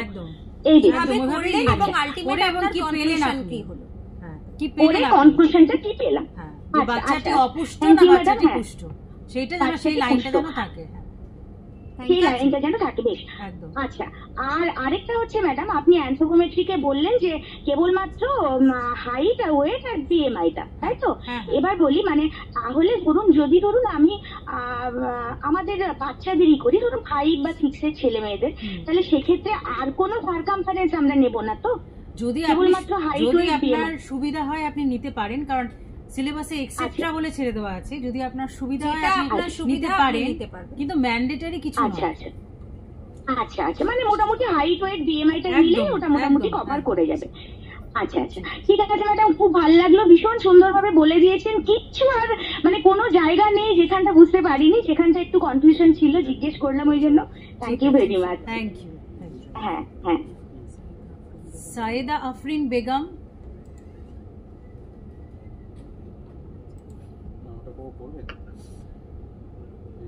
সায়েদা আফরিন বেগম আছেন? আচ্ছা, অনির্বাণ স্মৃতিকণা অধিকারী।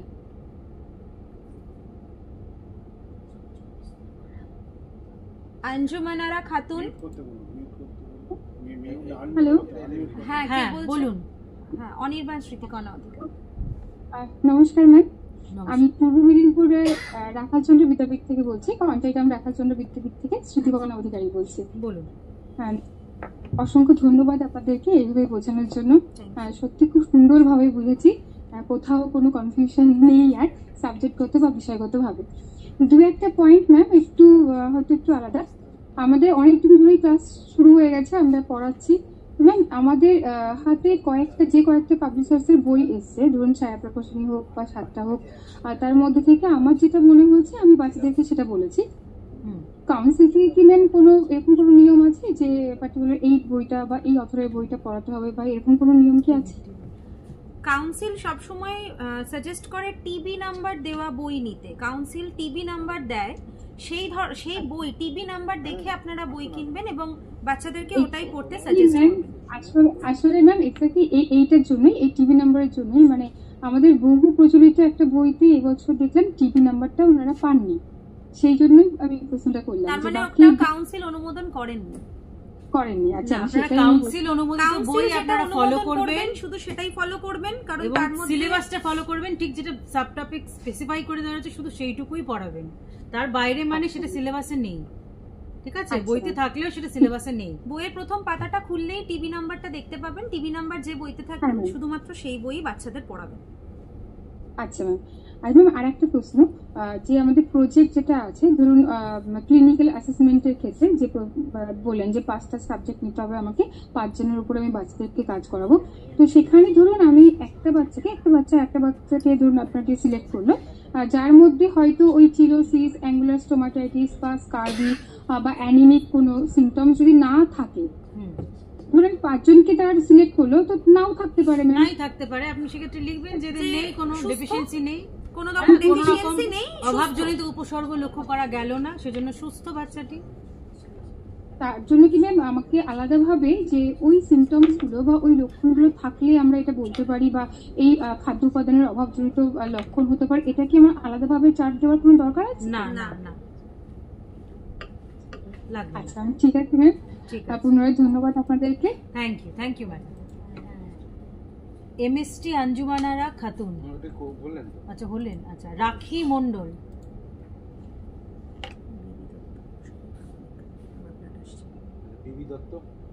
বিবি দত্ত। হ্যালো। হ্যাঁ বলুন। হ্যালো। হ্যাঁ বলুন। আমি বোলপুর শিক্ষানিকেতন আশ্রম বিদ্যালয় শান্তিনিকেতন থেকে বলছি। আমার একটা কোশ্চেন ছিল, সবই মোটামুটি বুঝেছি। 11 এর কোশ্চেন কি আমাদের করতে হবে না কাউন্সিল দেবে প্র্যাকটিক্যালেরটা? আচ্ছা, 11 এর theory practical, that is sem 1 sem 2 and practical পুরোটাই কিন্তু কমপ্লিটলি স্কুলের আওতায়। স্কুল কোয়েশ্চেন সেট করবে, স্কুল ইভ্যালুয়েট করবে, কিন্তু সেম 3 সেম 4 এবং হায়ার সেকেন্ডারি প্র্যাকটিক্যাল পুরোপুরি কাউন্সিলের আওতায়, সেটা কাউন্সিল করবে। সেম 1 2 আর 11 প্র্যাকটিক্যাল শুধু স্কুল করবে। Okay, thank you ma'am. Thank you. Next, Koushali প্রামাণিক।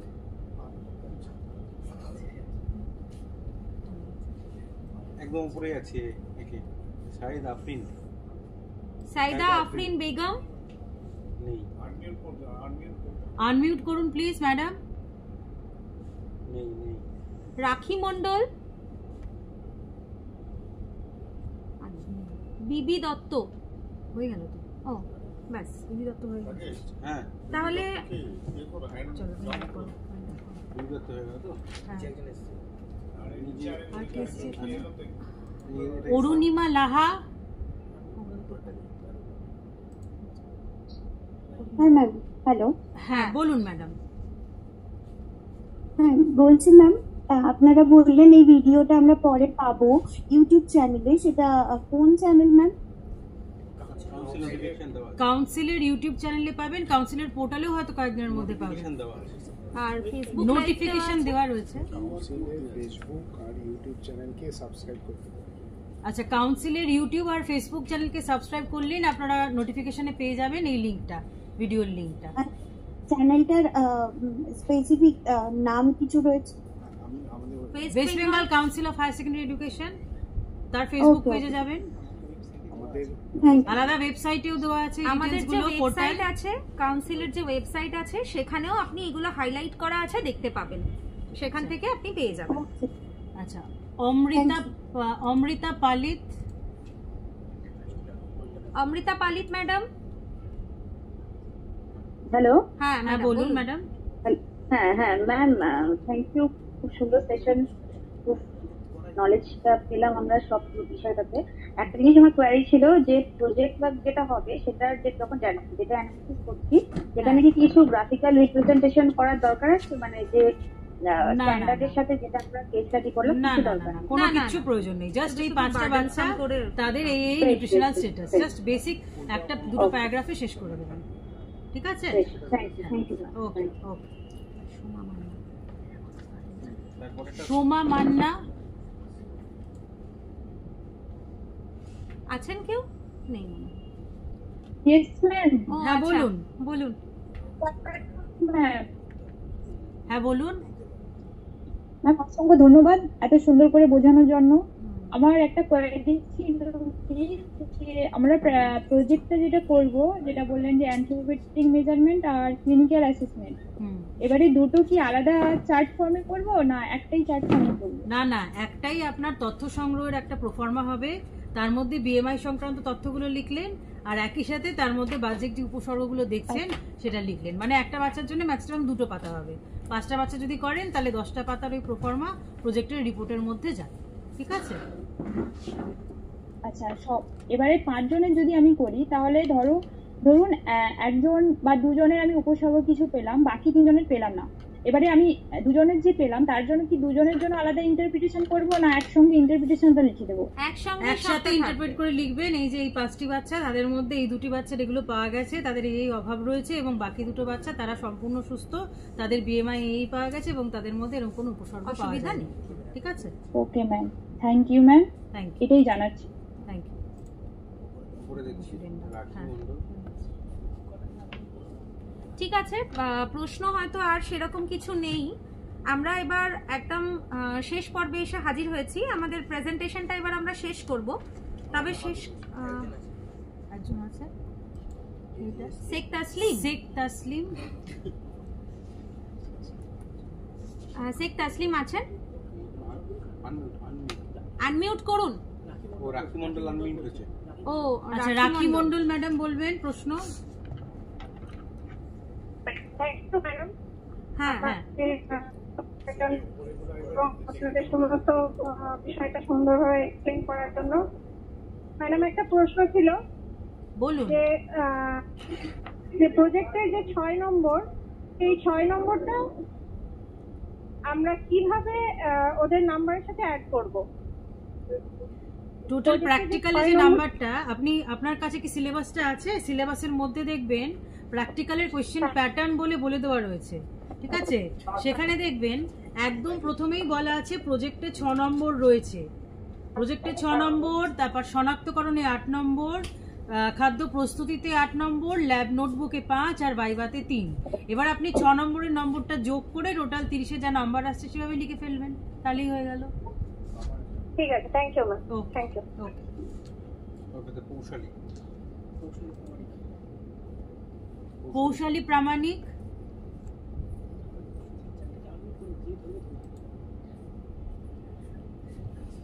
শেখ শেখ শেখ হয়ে গেল শেখ তাসলিম তো উনি বললেন না?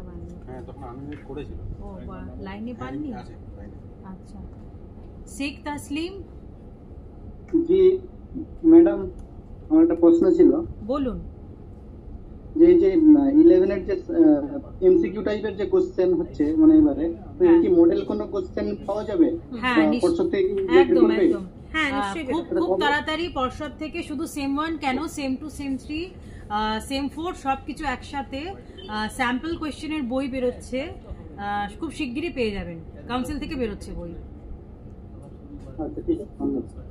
Thank you.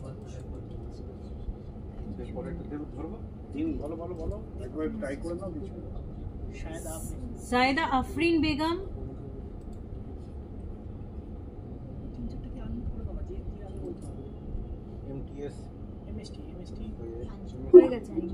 হ্যাঁ বলুন। দেখছি ম্যাডাম আমি যদি করি তাহলে যেদিন করবো সেদিনই সমস্ত মাস্টার করবো নাকি কিছু স্টুডেন্টের উপরে? যে কটা স্টুডেন্ট পাচ্ছেন সেরকম স্টুডেন্টের উপরেই করবেন। আপনি কোনো একটা পার্টিকুলার ডে ধরে নেবেন, সেই পার্টিকুলার ডেতে আপনি আপনাদের মিড ডে মিলটা ভিজিট করাবেন আপনার স্টুডেন্টদেরকে নিয়ে। সেদিন যা হলো, যা কুকিং হয়েছে, যে জিনিসপত্রগুলো পেলেন সেটা নিয়েই প্রজেক্ট রিপোর্ট তৈরি করবেন। তার পার হেড পুষ্টিমূল্যটা বের করে খাতায় যেন থাকে। মিড ডে মিলের যে মেনুটা ওই দিনটা, সেই দিনকার মেনুটার পার হেড পুষ্টিমূল্যটা যেন প্রজেক্টের রিপোর্টে থাকে। ঠিক আছে? বুঝতে পেরেছেন তো? আর কি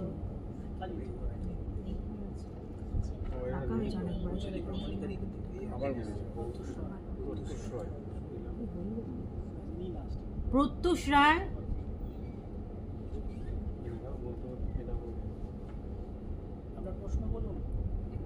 স্যার প্রশ্নটা রাখবেন। প্রত্যুষ রায়। আনমিউট করুন।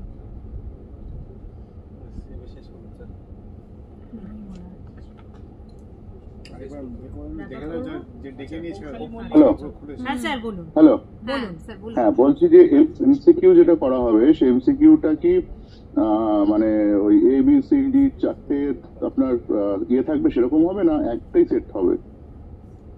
যেহেতু প্রশ্ন স্কুলকে করতে হবে, সেট কি আলাদা আলাদা করতে হবে না সেট একটাই হবে? না না একটাই সেট করবেন আপনার স্কুলের জন্য। আচ্ছা আচ্ছা, ওকে ম্যাডাম।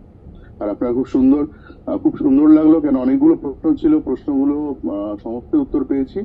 আপনাদের ধন্যবাদ, কাউন্সিলকেও ধন্যবাদ। Thank you sir, thank you.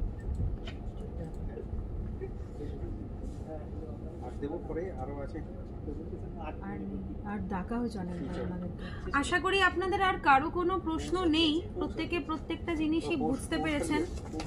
আর না উনি তো বললেন বোধহয়। পৌশালী মল্লিক, আপনি আপনার কোশ্চেন করুন। প্রামাণিক। হ্যালো পৌশালী ম্যাম, হ্যাঁ বলুন। হ্যালো ম্যাডাম, এমসিকিউ পার্টের যে অ্যানসার স্ক্রিপ্ট ওটা কি কাউন্সিল থেকে দেওয়া হবে না এটা স্কুল থেকে করতে হবে?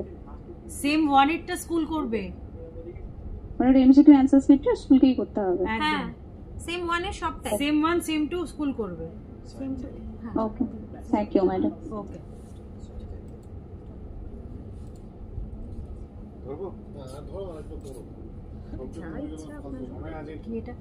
সঞ্চারী সিদ্ধান্ত। হ্যাঁ, খুব ভালো লাগলো আপনাদের প্রোগ্রামটা, খুব ভালো বুঝেছি।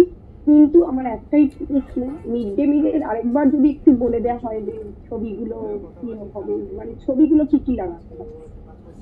ম্যাডাম পার্টিকুলারলি মিড ডে মিলের ছবি না, আপনি যখন ক্লাস 12 এর প্রজেক্ট তৈরি করাবেন তখন দুটো বিষয় রেখেছি যেখানে করাবেন, একটা ফিল্ড ভিজিট বা একটা হেলথ এডুকেশন দেওয়া।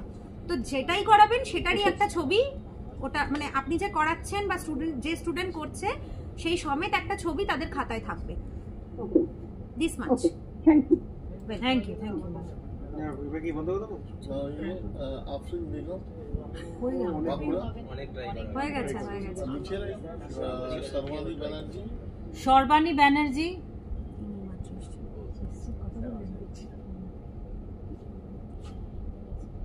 Hello ma'am. হ্যাঁ বলুন। Good afternoon ma'am. Good afternoon. হ্যাঁ, আপনারা খুব দারুণ করে সব জিনিসটা আমাদেরকে বুঝিয়ে দিলেন, কিন্তু ম্যাম একটা কোশ্চেন ছিল, সেটা হচ্ছে যে এই পরীক্ষার যে প্র্যাকটিক্যালের যে প্রজেক্টগুলো, ওগুলো কি বোর্ডে আমাদেরকে মানে পরীক্ষার খাতার সাথে জমা দিতে হবে? আচ্ছা, এই সংক্রান্ত নির্দেশিকা কাউন্সিলের পোর্টাল বা কাউন্সিল টাইমলি নোটিফিকেশন দিয়ে বলে দেবে, ঠিক আছে? আদৌ লাগবে কিনা, জমা দিতে লাগবে কিনা সেটা কাউন্সিল পরে রাখবেন, কাউন্সিল পরে আপনাদের নোটিশ দিয়ে দেবে। আচ্ছা আচ্ছা, থ্যাংক ইউ ম্যাম। ঠিক আছে।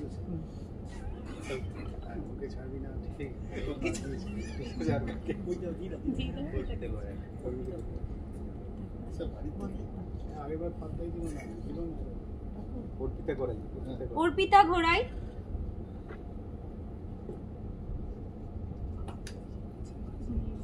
Hello ma'am. হ্যাঁ বলুন। আমি বলছি প্রজেক্ট কি সবাইকে একই করে কভারেজ করতে আলাদা করতে হবে? হ্যাঁ, একটু আরেকবার রাখবেন কোশ্চেনটা। শোনা গেল না ম্যাডাম, আপনার কোশ্চেনটা একটু আরেকবার বলবেন।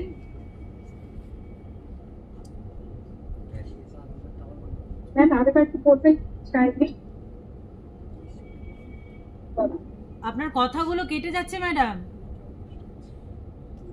হ্যাঁ, আমি বলছি প্রজেক্ট কি সবাইকে একই করানো যাবে না আলাদা করাতে হবে? এটা আপনার সুবিধা মতন আপনি করাবেন। আচ্ছা আচ্ছা, থ্যাংক ইউ। ঠিক আছে ঠিক আছে, thank you ma'am, thank you. Okay. এবার খান তো আছে যে হাত হয়ে গেছে, হাত হয়ে গেছে সঞ্চয় হয়ে গেছে, তোমাকে দেওয়া হয়েছে। শেষ করি, শেষ করি। আর বাঁকুড়ার চান্সটা হয়ে গেছে, হয়ে গেছে। মানে উনি কমিয়েছিলেন আর